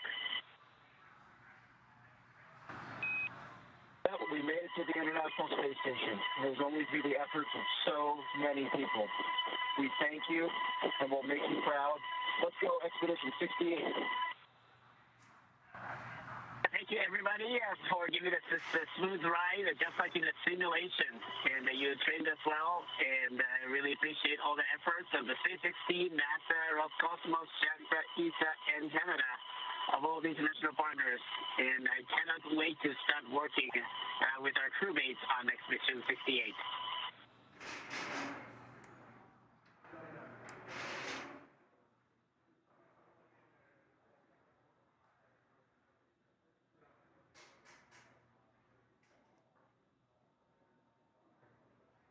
Dragon, this is Station. We're glad to have you aboard. We'll see you here in a minute.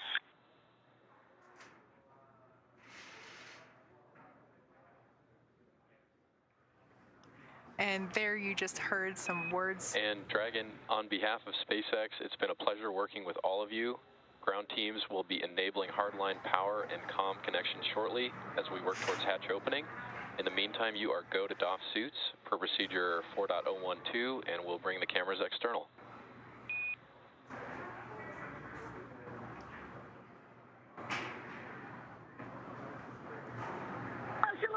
I forgot to push a button. Everything is good. I really have emotions, and we have full emotions and feelings, and really grateful to you, everybody who did it to us. And we are looking forward to see and meet guys on the station that will do work all together.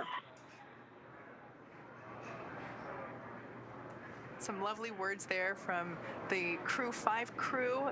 They have just completed docking. I got a 4.012.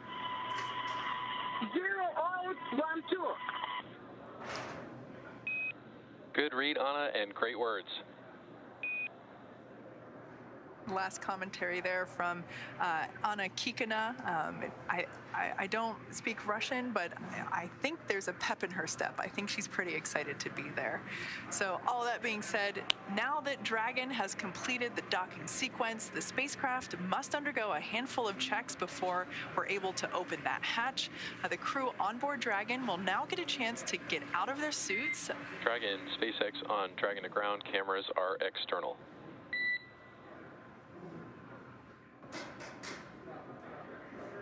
And that was just SpaceX core, just letting the crew know that they're good to... Okay, we copy. Turn on the cameras. Thank you, Check. Just letting the crew know that they are good to take off their suits. Those onboard cameras have now been turned off for privacy reasons. The crew will get a chance to get out of their suits before moving into hatch operations. That's right, and things will start to be picking up inside the space station too, as NASA's Kjell Lindgren gets the hatch on the station side ready to be opened and starts pressurizing that area known as the vestibule between the Dragon and station hatches.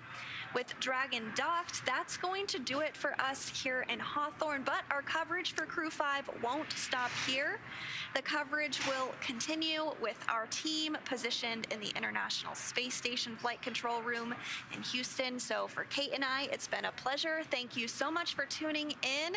But Shaniqua, what's ahead for Dragon? Oh, you go.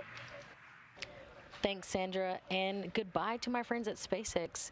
Mission Control Houston will take you through to the hatch open anticipated at 5:42 p.m. Central Time and the welcome ceremony expected around 7:15 p.m. Central Time. It was a very exciting moment here for us in Mission Control Houston following Dragon's docking. That was a successful docking at 4:01 p.m. Central Time, 5:01 p.m. Eastern Time, while flying 259 statute miles off the west coast of Africa. It's great to see Dragon docked. Energy in the room here is high. There was applause and smiles all around the room upon docking. Now that we are docked, Kjell Lindgren is securing some hardware, then moving right into hatch operations. First, he will open the large hatch at the node 2 forward, giving him access inside the pressurized mating adapter. Then he'll have to pressurize the vestibule, which is the small space between the hatches on Dragon and the space station. This was exposed to vacuum prior to docking, and we need to fill it with air and make sure its pressure is nearly equal to that of the atmospheric pressure on Dragon and the space station. Lindgren will use a small valve on the station's hatch to slowly introduce air into the vestibule. Flight controllers here in Mission Control Houston will monitor the pressure and temperature readings inside and SpaceX Dragon on Dragon and ground. Com check from the cabin mic. Koichi on the cabin mic, we've got you 5x5. How us on the speakers?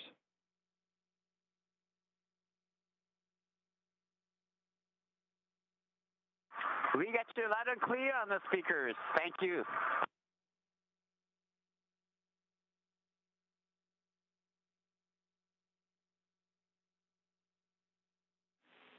Station Houston on Space Ground 2 for Kjell.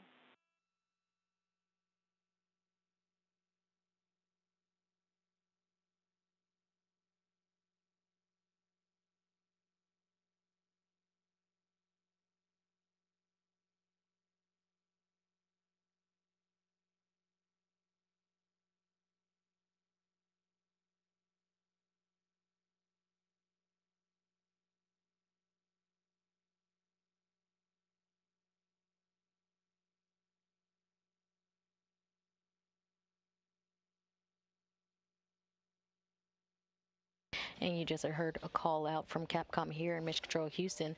Amy Deal, sitting right next to the flight director, Greg Whitney, leading the docking and rendezvous portion. We are currently docked to the station, and we are waiting for the crew to do some steps to be ready to open the hatch. We just heard a call to NASA's Kjell Lindgren, and he was given the go to go ahead and begin those hatch operations. First, he will open the large hatch at node 2 forward, giving him access inside the pressurized mating adapter. Then he'll have to pressurize the vestibule, which is a small space between the hatches on Dragon and the space station. This was exposed to vacuum prior to docking, and we need to fill it with air and make sure its pressure is nearly equal to that of the atmosphere on Dragon and the space station. Lindgren will use a small valve on the station's hatch to slowly introduce air into the vestibule. Flight controllers here in Mission Control Houston will monitor the pressure and temperature readings inside and verify that everything is leak-free before we get ready to open up the hatches. Again, we're expecting hatch open to happen at 5:42 p.m. Central Time.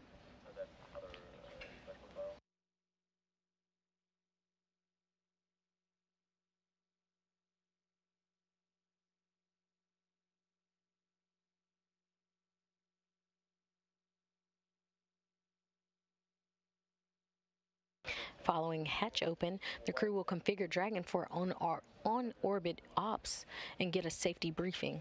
With critical research and science aboard Dragon today, they will begin to unload the hardware.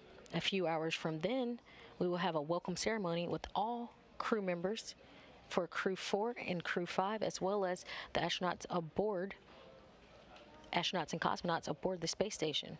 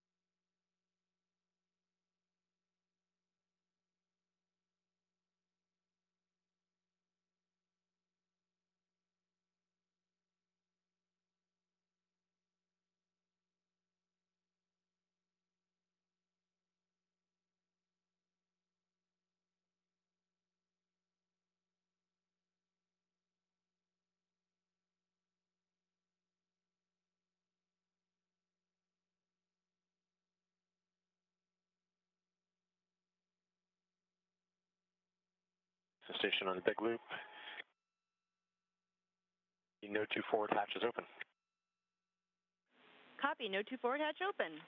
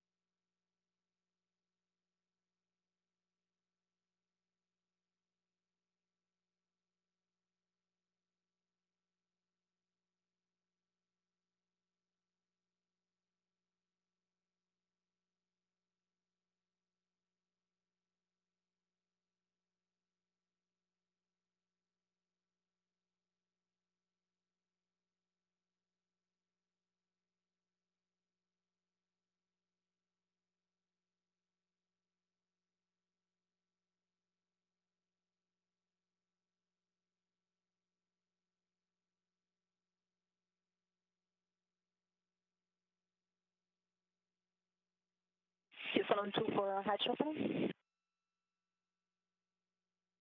Go ahead, Sam.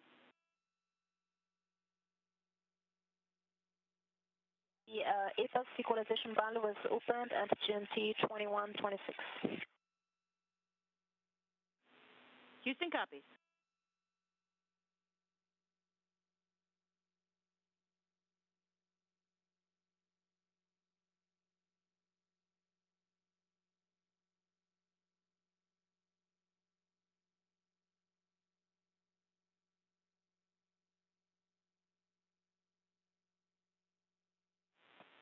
Dragon, SpaceX on the big loop, vestibule pressurization in progress, reference 4.400 for telemetry if you'd like.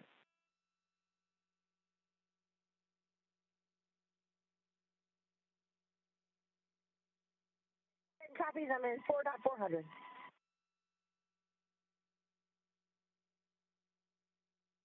Houston station on 2 on the big loop. APAS valve is closed at 2127. And the node 2 camera is on if you'd like to route it.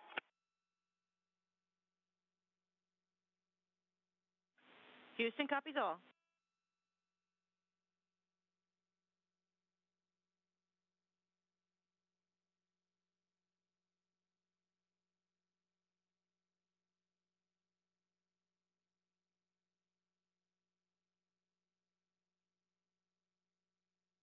And you just heard some calls from the crew to the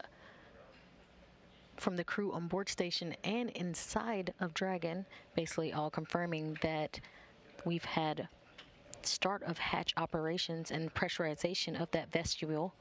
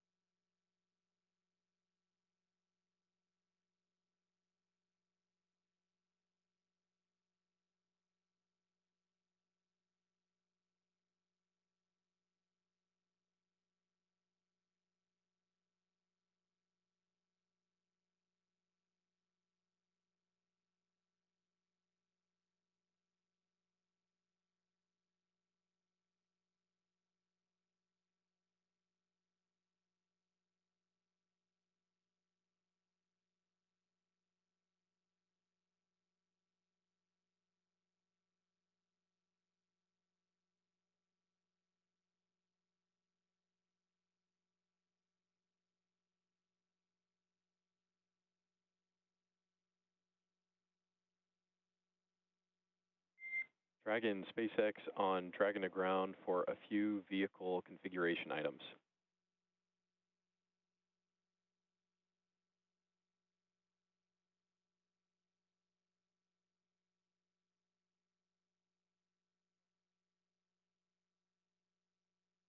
for Dragon.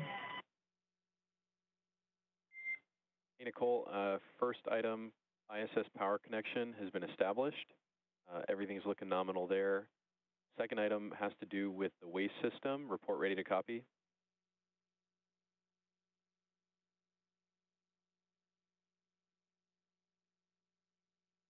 Copy, we have good power and ready to copy for the waste system.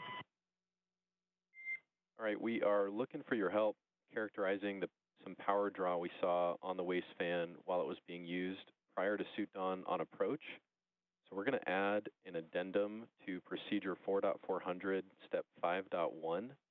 The action as it stands now is to work through your cabin configuration for that whole procedure and just call down when you reach section 5.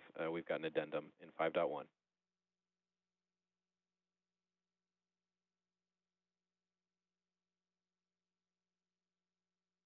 Ready to copy in 5.1.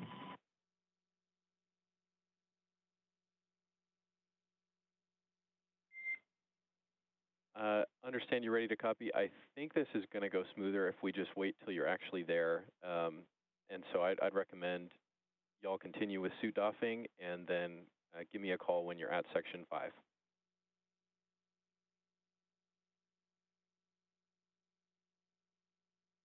Gotcha, no problem. We'll call you when we get into section 5. Sounds good. Thanks, Nicole.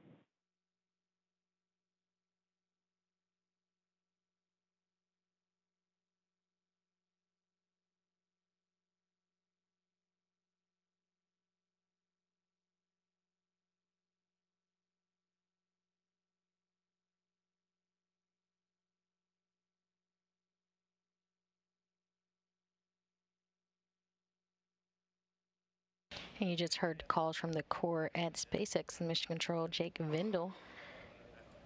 He's calling to Commander of Dragon, Nicole Mann. Dragon will be also doing some operations on their side, preparing Dragon for a long duration stay. They are looking at a 6-month science mission while aboard the International Space Station.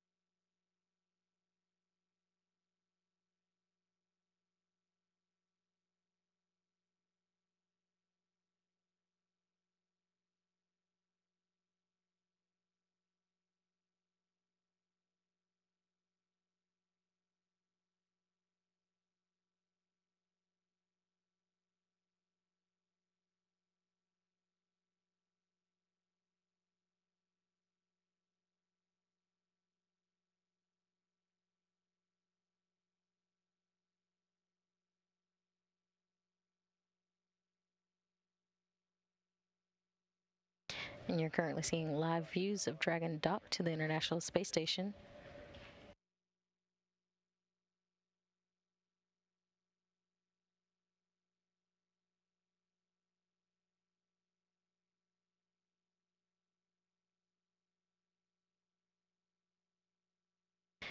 Dragon in the International Space Station in almost a sun in an orbital daytime, 268 statute miles above the Indian Ocean.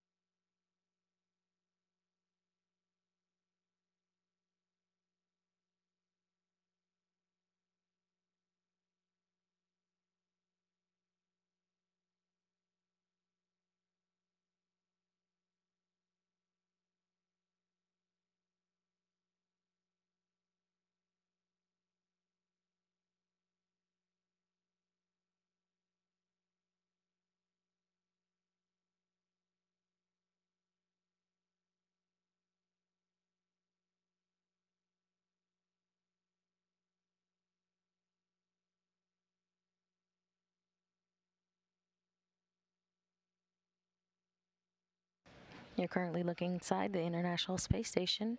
We had views of Commander Samantha Cristoforetti and NASA astronaut Kjell Lindgren just a few seconds ago as they were floating by, still making those final preparations for hatch open for the Crew 5's arrival inside the International Space Station.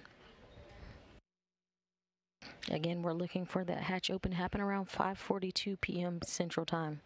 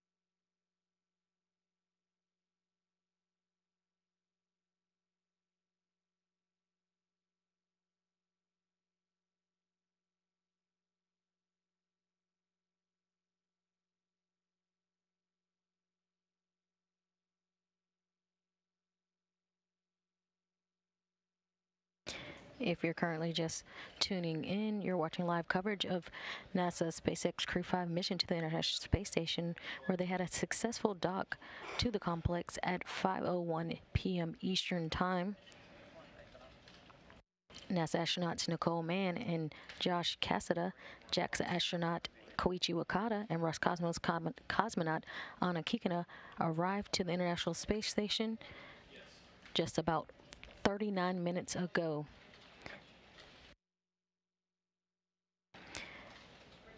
Following Dragon's link up to the Harmony module, the crew aboard Dragon Endurance and the space station will be conducting some standard leak checks, and they have begun pressurization of the vestibule between the spacecraft in preparation for the hatch opening, currently scheduled for 5:42 p.m. Central Time, 6:42 p.m. Eastern Time.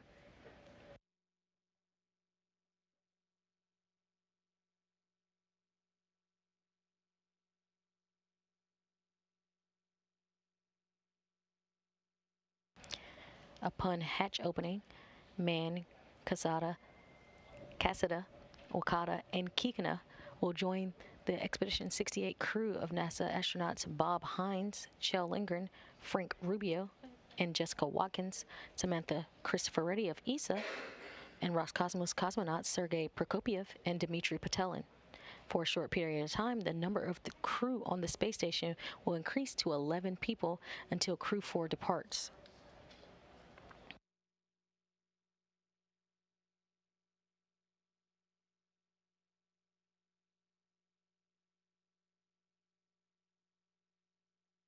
You currently see a docked Dragon to the forward Node 2 hatch, and on your left and then to the right of your screen, you're seeing inside the International Space Station, where the crew is eagerly preparing for the ingress of the crew.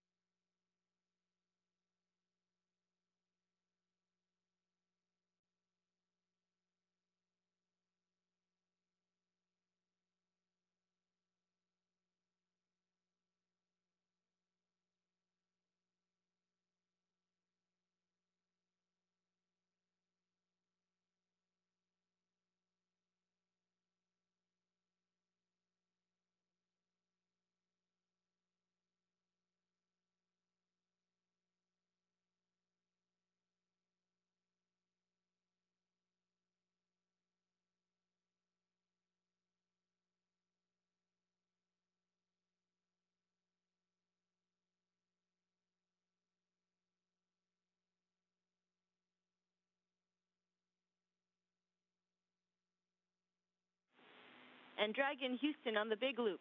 Stand by for hardline audio config.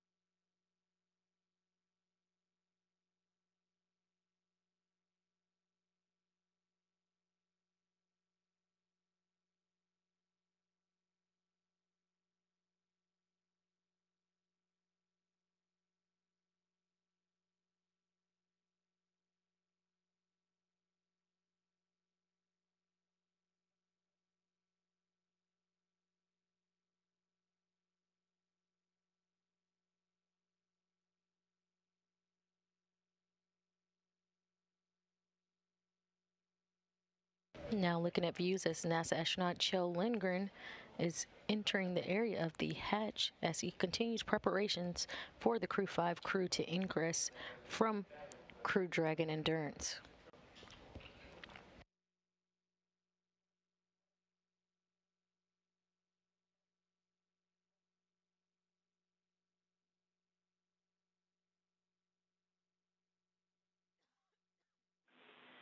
Dragon, Houston on the big loop for hardline audio voice check.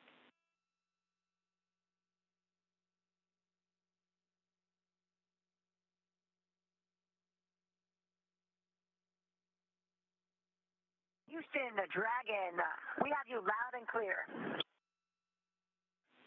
I hear you loud and clear as well. Please call SpaceX for hardline voice check.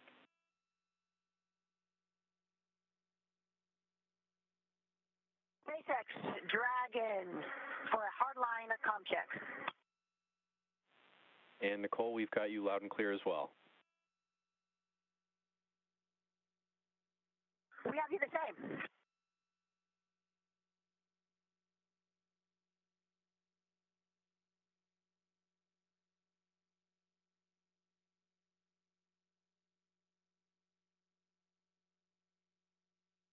And you just heard the crew commander, Nicole Mann, on the big loop doing comm checks between her and Dragon to Mission Control Houston, as well as MCCX Mission Control for SpaceX out in Hawthorne, California.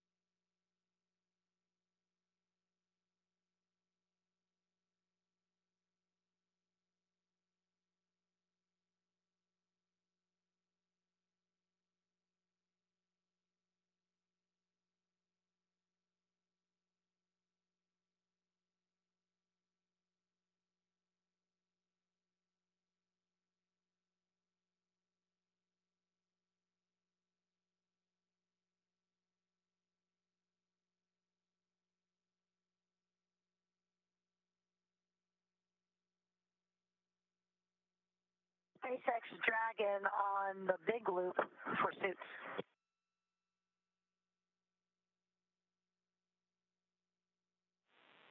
Dragon, we're with you on suits.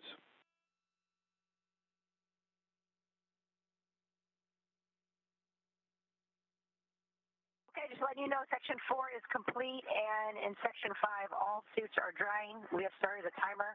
And do we still have Dragon to ground with you, or is this our only compass?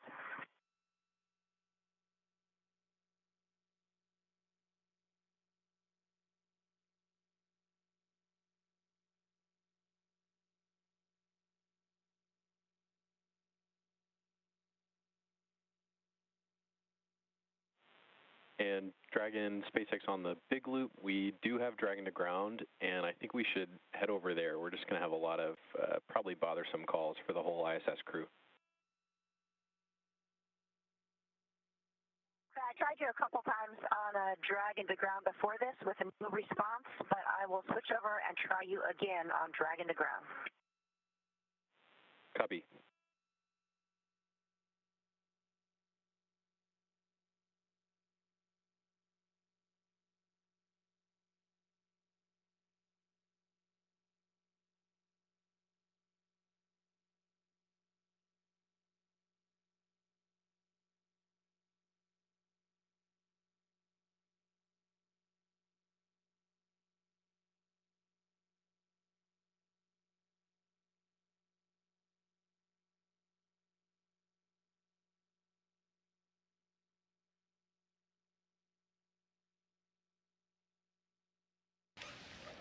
Currently seeing a live view of Dragon Endurance docked to the forward port of the Harmony module. On the big loop for comm, just providing some awareness. I think we've got spotty TDRS coverage and have for some time. We can stick on the big loop for the continued coordination here. You are go for 4.400 for cabin configuration.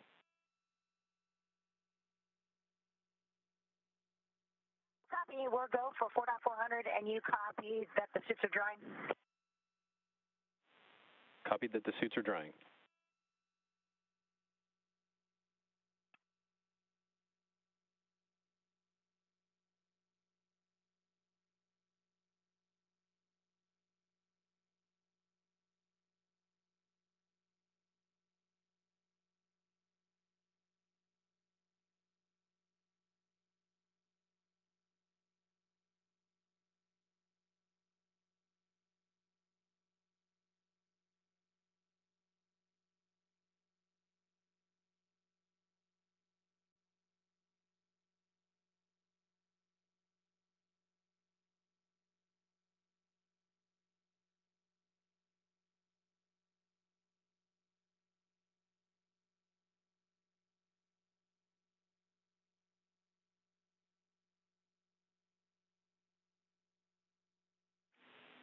Station Houston on the big loop for Chell.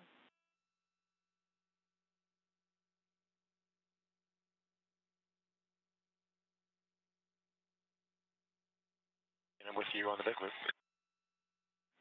Okay, the lead check has passed. You are go for ingress part 2 in step 3.1. 3.1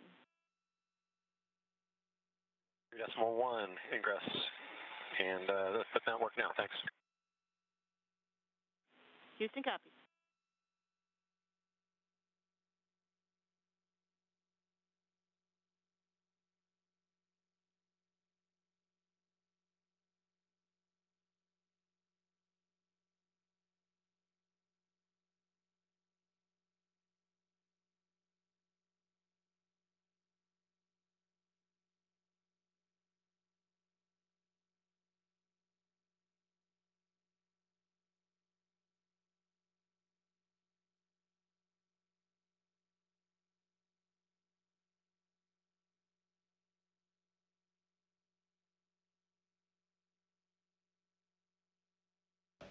And you just heard Capcom Amy Dill to Kjell Lindgren, NASA astronaut primed for hatch operations inside the International Space Station.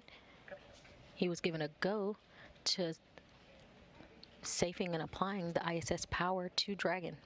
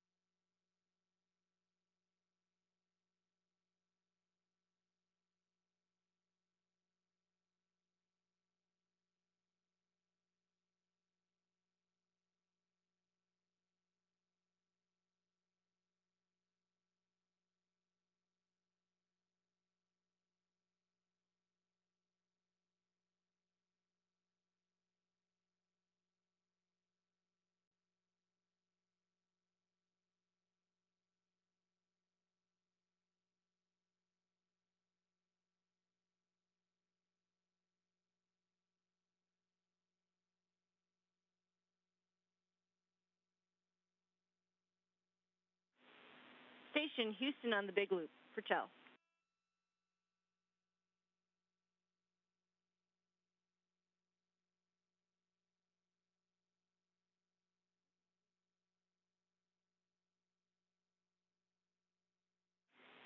Hey, Waddy.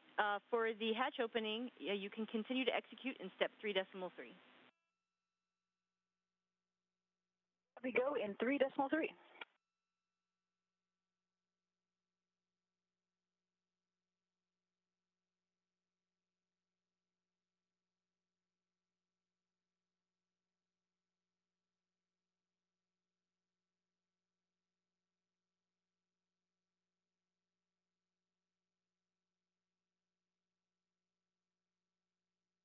Text Dragon on the Big Loop for toilet.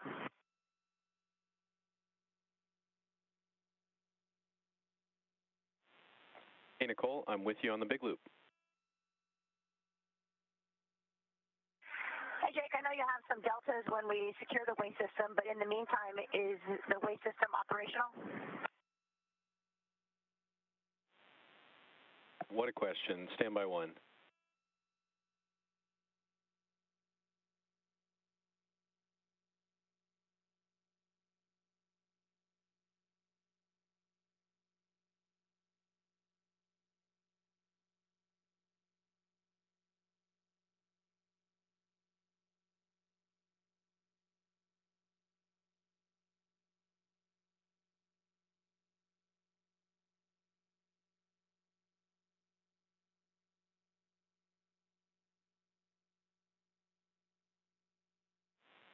Dragon, SpaceX on the Big Loop, report ready to copy. I think we should just have you step into the troubleshooting we have planned for later.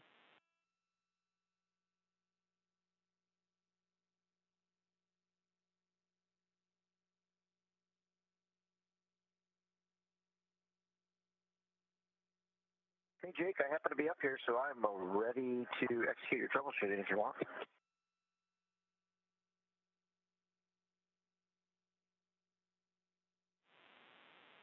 Okay, Josh, we are going to have you turn on the waste fan and then head down to location 22, open the access panel, and check for flow through the mesh, then report back. How copy?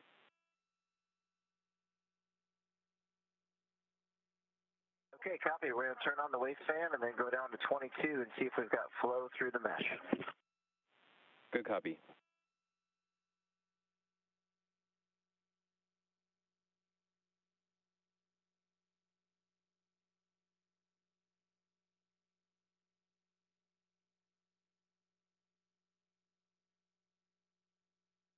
And that was the core in MCCX, SpaceX's mission control in Hawthorne, California, confirming with the crew, Josh Cassada, as they continue to proceed through steps, making Dragon ready for its long-duration stay, eventually being configured for a quiescent mode, and that will remain there for 6 months.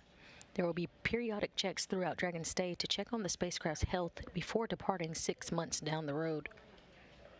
Jake, we've got bad news or good news, depending on how you look at it. We do feel flow down in location 22, and we're guessing you want us to go grab the cat from the earlier demo.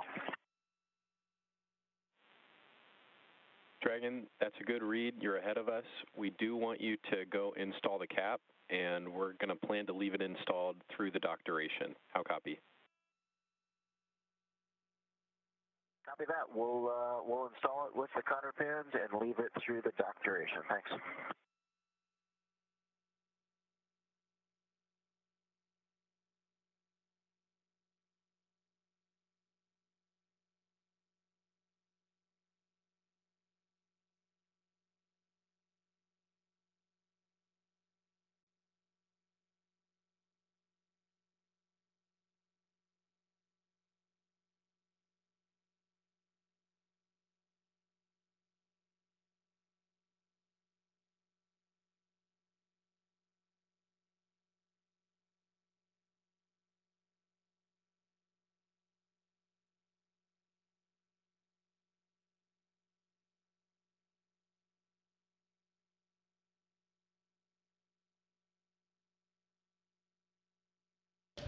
Currently seeing dual boxes, the Dragon Endurance attached to the space station on your left, and NASA astronaut Kjell lingering inside the International Space Station as he continues preparations for Crew 5's ingress into the space station.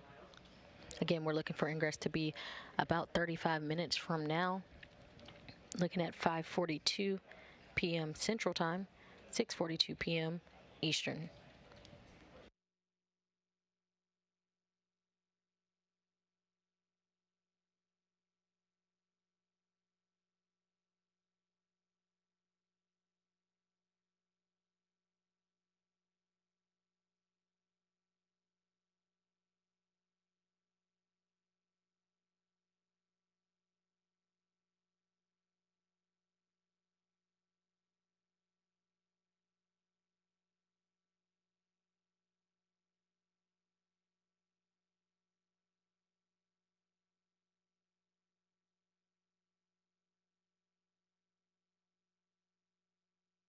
Houston Station on 2 on the big loop.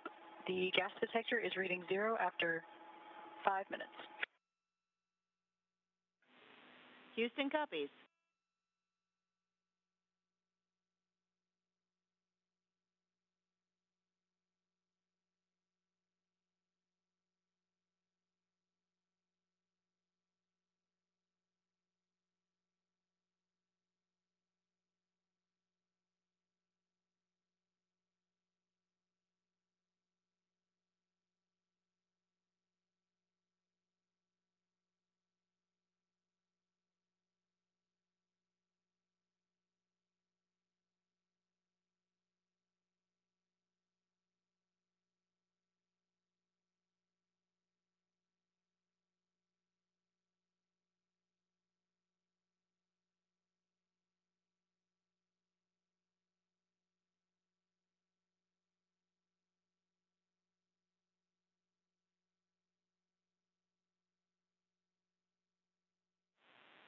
Dragon, SpaceX on the big loop for waste system.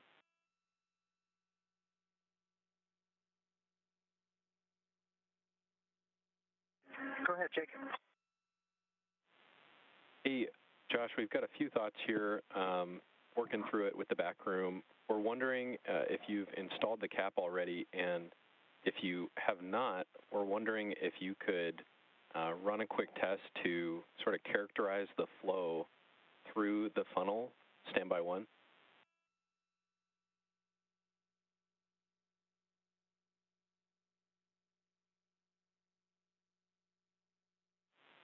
Okay, following up, we are going to have you install the cap, and then you are clear to use the waste system as normal.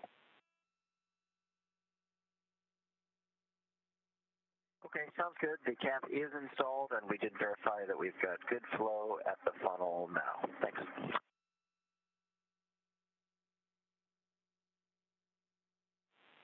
Okay, we copy. Good flow at the funnel, and again, you are good to use the system as normal.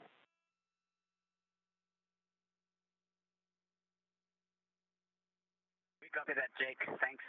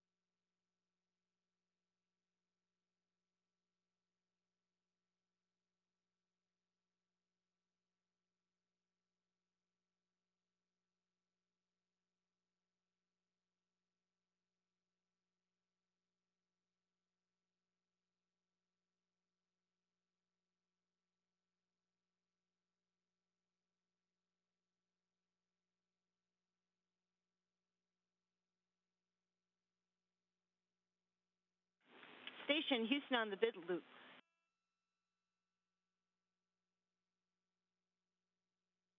For station on the big loop. All right, you have a go to perform step 3.6, and we'll take the gas detector reading from inside the vestibule. Copy, go on 3.6, and we'll give you a gas detector reading from inside the vestibule. Houston copies.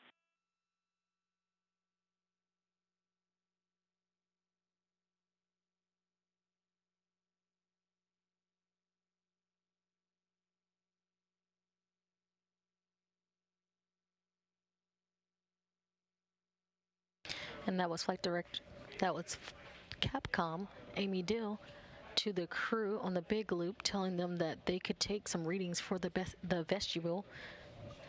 Still in those operations, preparing for the hatch opening, still scheduled now for 5:42 p.m. Central Time, 6:42 p.m. Eastern Time. If you're just joining us, we had a successful docking of the Crew 5 crew to the International Space Station at 4:01 p.m. Central, 5:01 p.m. Eastern Time, while the Dragon and the International Space Station were flying 259 statute miles off the west coast of Africa.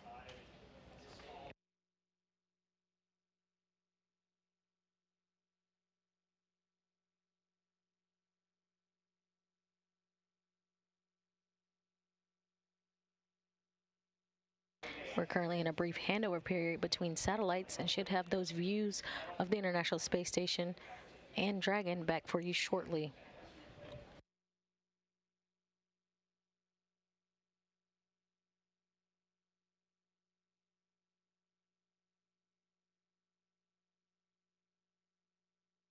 And they're back. You currently see the APAS hatch open. That was Jessica Watkins floating through. And we now see NASA astronaut Kjell Lindgren going over to continue the hatch operations to ready for the ingress of Crew 5. Just moments ago, they were given a go by Mission Control Houston to do readings of the vestibule, making sure that it was right pressure and the right mix inside the vestibule before opening the hatch of Dragon.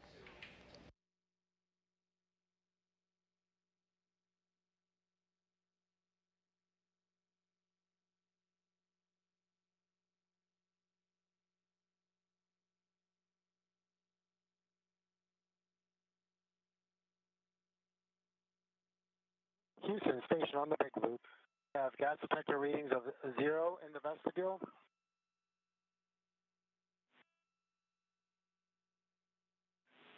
We copy readings of 0 in the vestibule.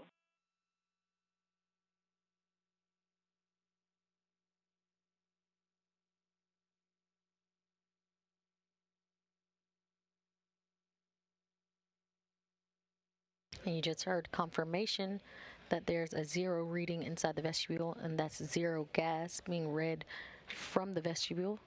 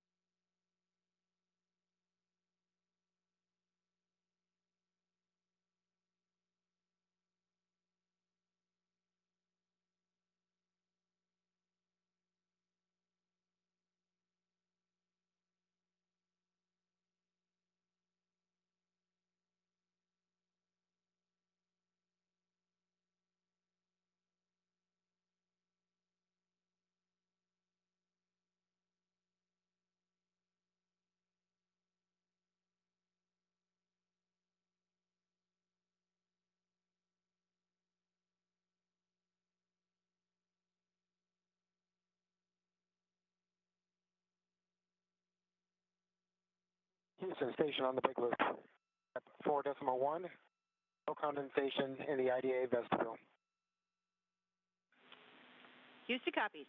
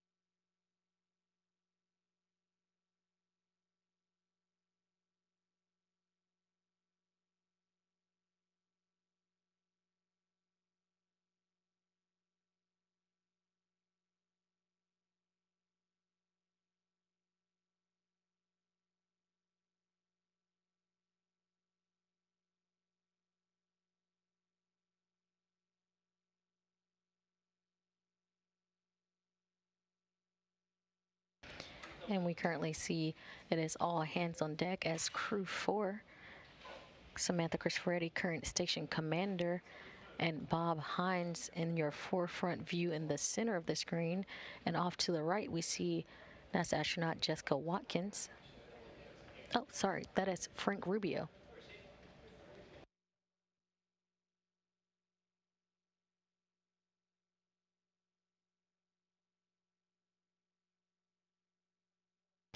And they continue preparations for the ingress of Crew 5 from Dragon Endurance.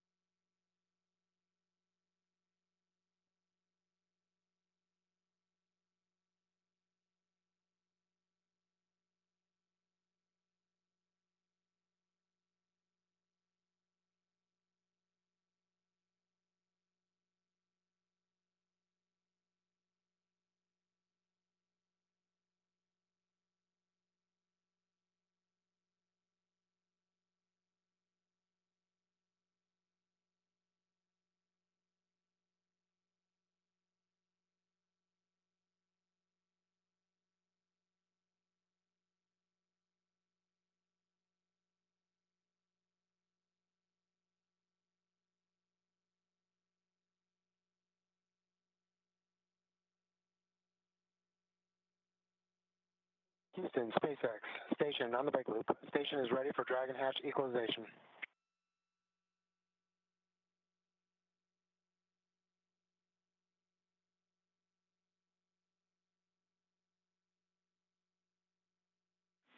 Houston copies.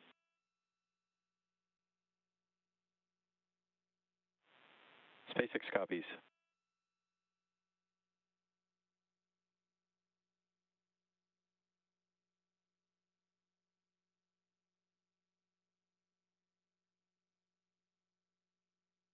You just heard a call from the crew to Mission Control Houston as well as Mission Control at SpaceX that the crew is ready for hatch equalization.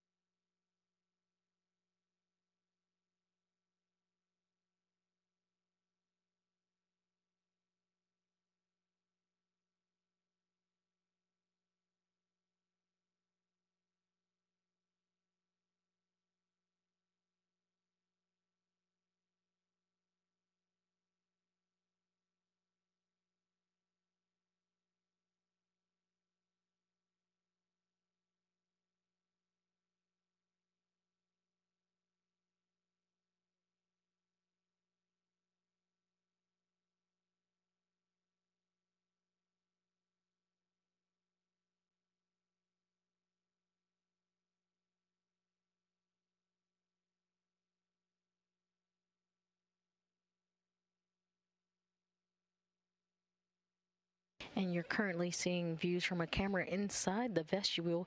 The astronauts aboard the ISS have put a camera facing them to be able to watch as the crew ingresses from Endurance Dragon.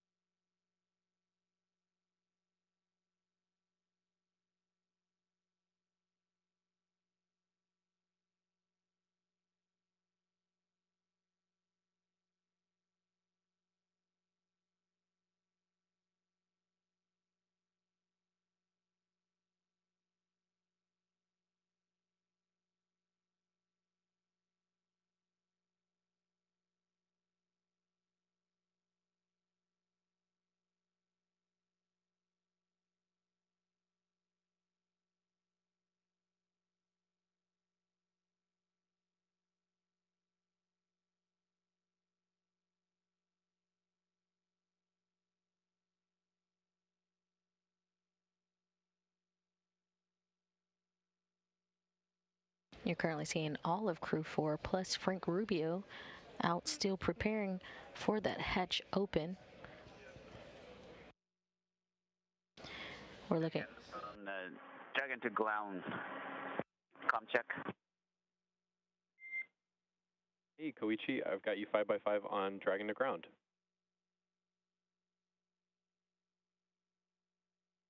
Jake, here we can give you the water and food inventory tracker reporting.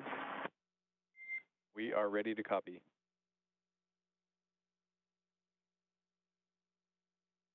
Okay, for water inventory, from bag 203, we consumed all 5 bottles. And from bag 204, we consumed all 5 bottles. And from bag 207, 2 bottles consumed. And from bag 208, all 5 bottles were consumed. And that's the end of the water inventory. Copy on water, 203, 5 bottles, 204, 5 bottles, 207, 2 bottles, and 208, 5 bottles. And I've got one more question for you. We do bookmark one of those for the waste system flush. I wonder if you have already taken that into account.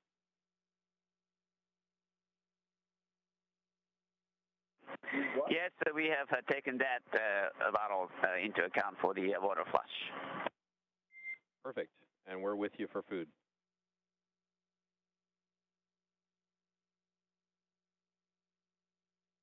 Okay, for food, from bag 301,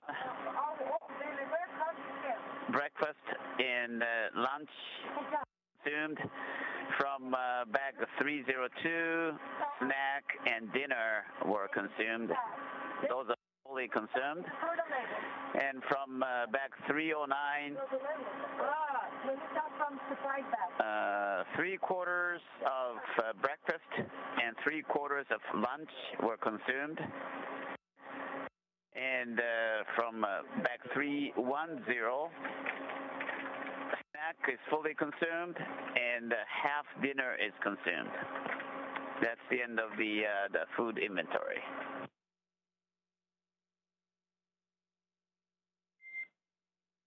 We copy 301, 2 meals consumed, 302, both items consumed, 309 had 3/4 of a breakfast and a lunch, 310 had a snack consumed and half a dinner. And I've got one hanging question for you. Is the plan to dispose of all the half-eaten and 3/4 eaten items? About 5 minutes for equalization. Understood. Go from the Dragon crew and then Yeah, Jake, that's affirmative. We will consume those partially consumed ones. We will trash those partially consumed food on the ISS. Okay, we copy all. Thanks, Koichi. Thank you, Jake.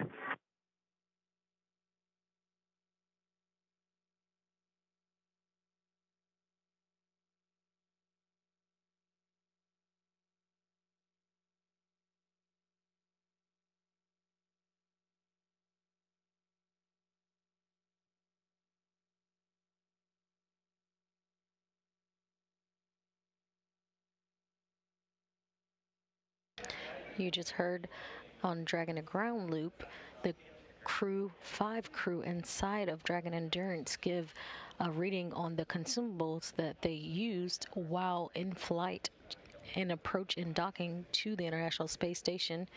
We are just awaiting them, the crew 5 crew, to give an okay for Dragon SpaceX on Dragon to Ground for working towards hatch opening.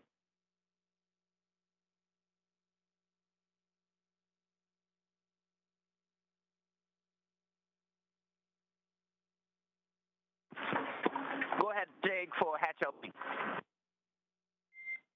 Hey, Koichi, understand you're not quite through 4.400, we've got some itchy folks here on the ground looking to equalize across the hatch. We're looking to perform the first few steps of Section 6, equalize across the Dragon hatch, while you continue with Section 5 for the waste system flush. How copy?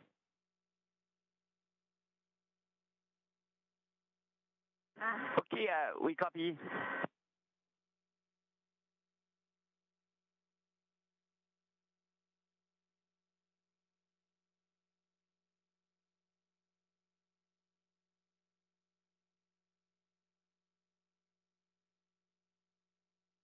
And you just heard the core Jake Vindel and SpaceX Mission Control in Hawthorne, California, talk to Koichi Wakata aboard Dragon Endurance. He relayed that the ISS crew on board station is ready for equalization, and that they could continue procedures on their side as the ISS crew begins the equalization of Dragon. We are looking for about a 5-minute timer on that. After that period, teams will verify that the hatch is good to open between the space station and Endurance.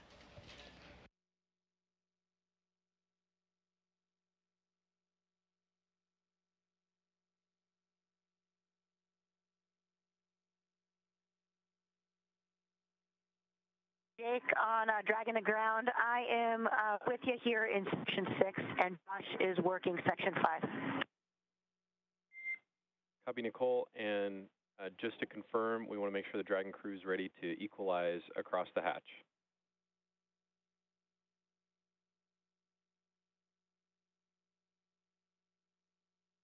Affirm, Dragon crew ready to equalize across the hatch. Okay, copy. We will send that command shortly.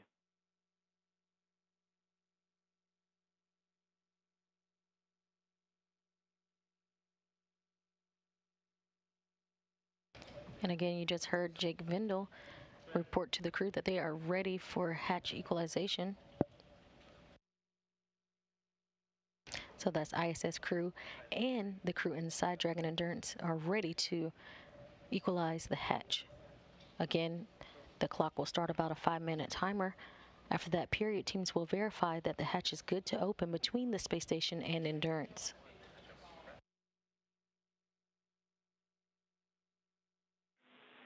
Station and Dragon, Houston on the Big Loop. Stand by for equalization, which is expected to take 5 minutes.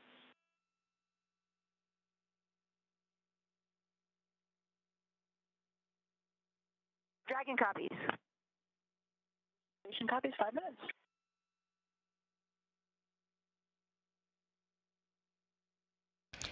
And you just heard it, 5 minutes for equalization once that process has begun. And that was Jessica Watkins on board the International Space Station and Nicole Mann inside Endurance, confirming that they heard the go for equalization. On 3 for ops products. With you, Sam. Yeah, I know we've got some critical events going on, but we also have some time-critical activities after hatch opening. I just wanted to mention right now we're not able to refresh Optimus or access the ops products anywhere on iPads or SSCs. Okay, we copy, Sam. We'll discuss down here.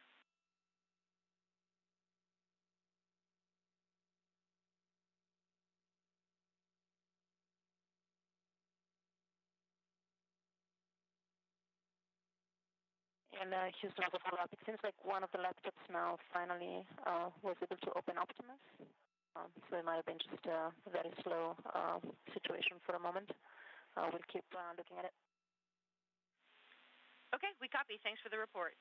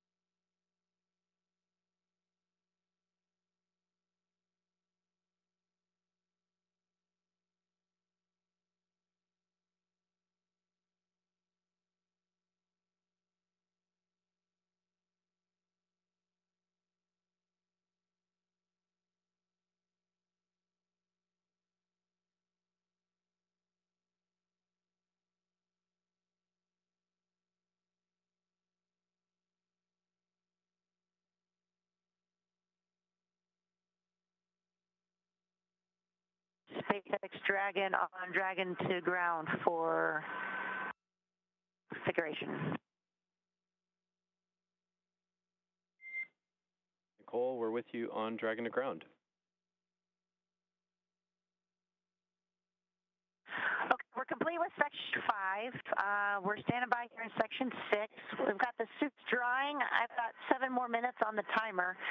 Big picture, are you thinking that we're going to open the forward hatch and then go in for a quick hello and then come back to finish up with the suits and then step into the ISS procedure?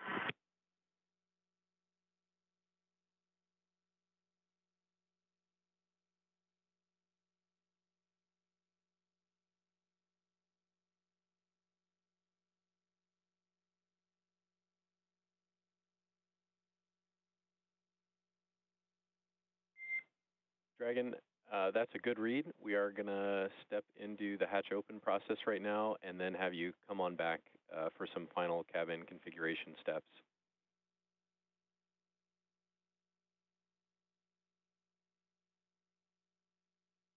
Okay, copy. So we're going to, on your go, we will get that hatch open, and then I'll check with you before we enter ISS and say hello. Then we'll come back and finish up with our suits, and then we'll also execute 2.102.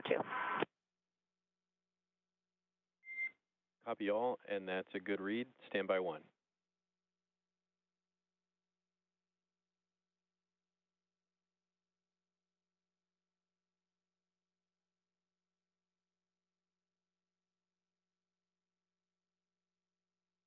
And we have confirmation inside Mission Control that Crew Dragon is equalized to the International Space Station, and the crew inside Dragon and the ISS are ready for hatch open.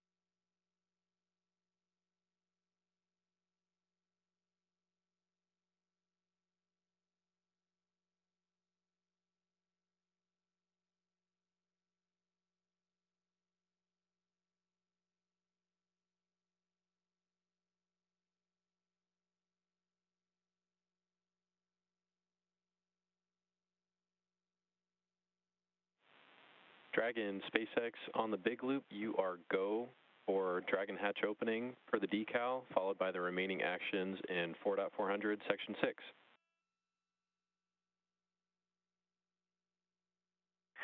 Dragon copies. We're opening the forward hatch and finishing up section 6.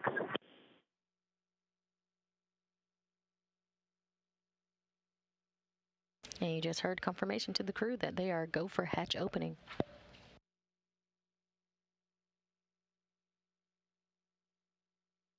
And you can see smiling and waving, the forward hatch on the Crew Dragon Endurance has been opened.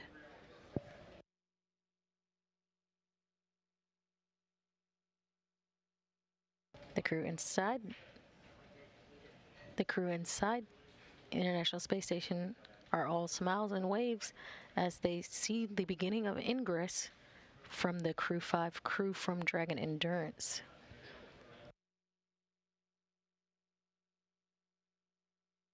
And that was a confirmed hatch open at 5:49 p.m. Central Time, 6:49 p.m. Eastern Time.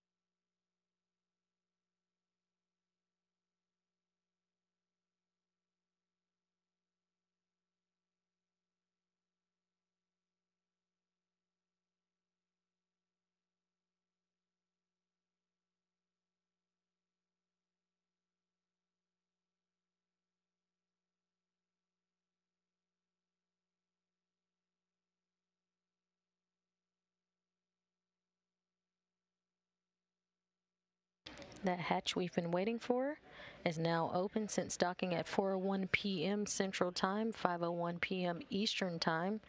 Hatch opening taking place at 5:49 p.m. Central, 6:49 p.m. Eastern Time. All smiles on the International Space Station as they eagerly await the ingress of Crew 5.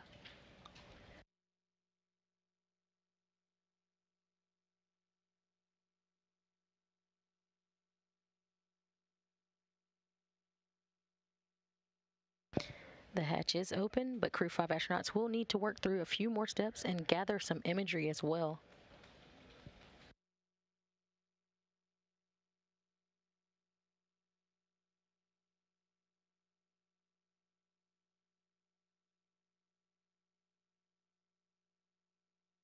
At the time of hatch open, Dragon and the International Space Station were flying 263 statute miles above the South Atlantic Ocean.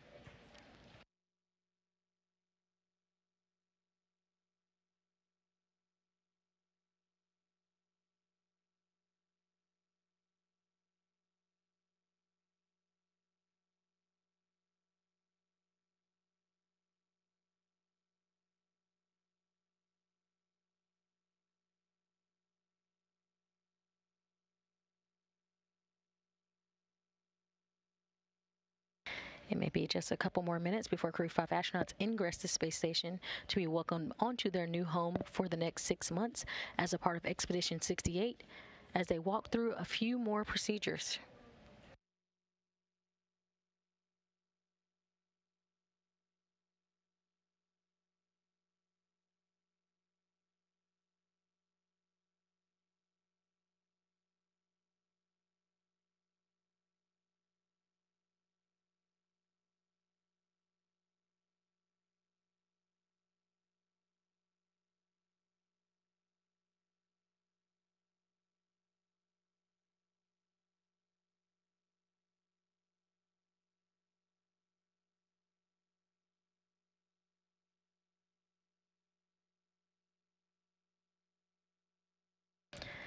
The crew inside of Dragon Endurance are installing some IMV ducting, mixing the air of the space station environment with the air inside the Crew Dragon Endurance. They'll seal some of the LiO, or lithium hydroxide cartridges that scrubbed carbon dioxide inside of Dragon capsule on the ride to the International Space Station, and they'll check some vent valves as well, so maybe just a little bit more time until we welcome them on board the International Space Station. And here we come through. First one through the hatch is going to be Nicole Mann, commander of Dragon, and now the first Native American woman to live and stay aboard the International Space Station. All hugs and smiles going around.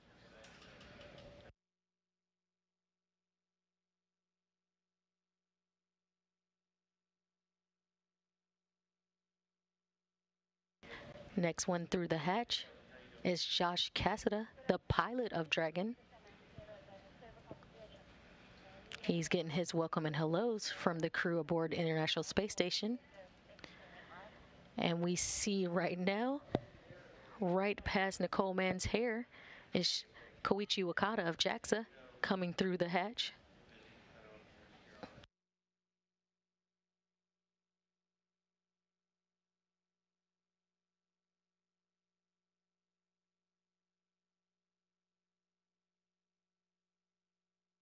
And last but not least, Anna Kikina of Roscosmos just entered the International Space Station, and Crew 5 is officially ingressed from Dragon Endurance into their home for the next 6 months, the International Space Station.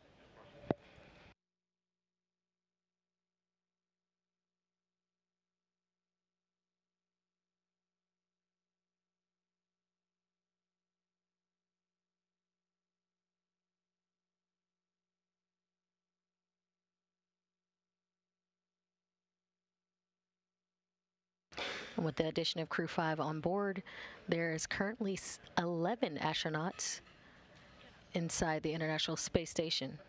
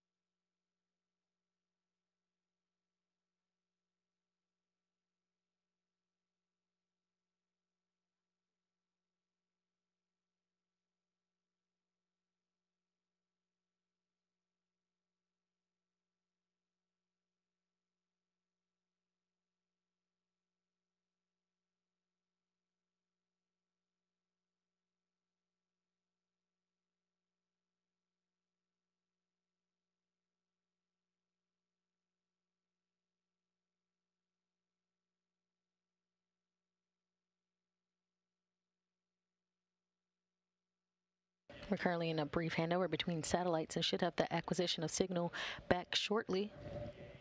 Bring you more views inside the International Space Station. Just moments ago, we saw Crew 5 ingress the station. And now we have the 11-person crew of Expedition 67 now all together in Node 2 of the International Space Station.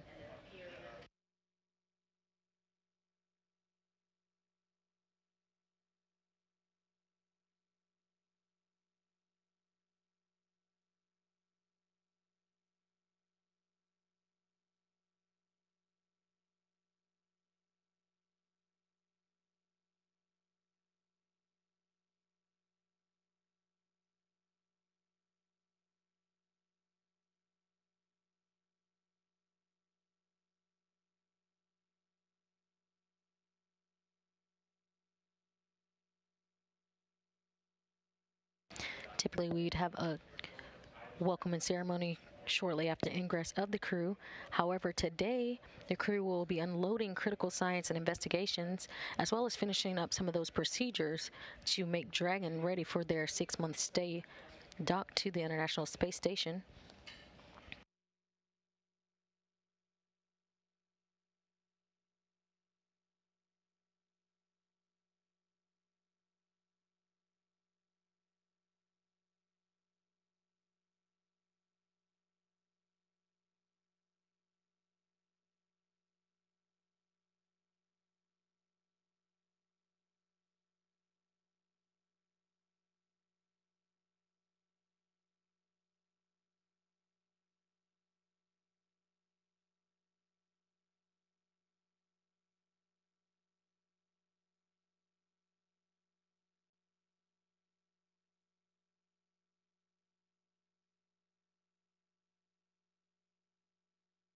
We are expecting a welcoming ceremony around 7:15 p.m. Central Time.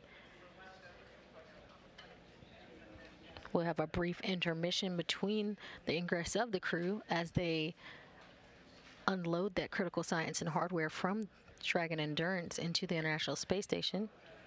Again, we're expecting a welcome event for the crew around 7:15 p.m. Central Time, 8:15 p.m. Eastern Time.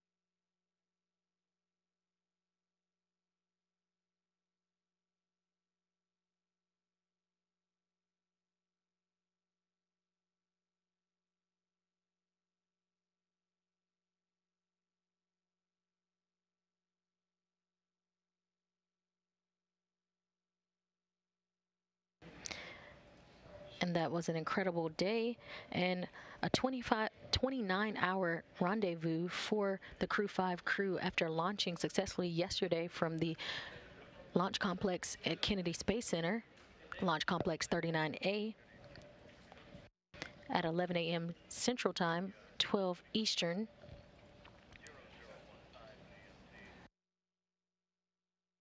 The crew docked at 4:01 p.m. Central Time, 5:01 p.m. Eastern Time. And just moments ago, at 5:49 p.m. Central Time, the hatch from Dragon Endurance was opened, and we just saw Crew 5 welcomed aboard the International Space Station.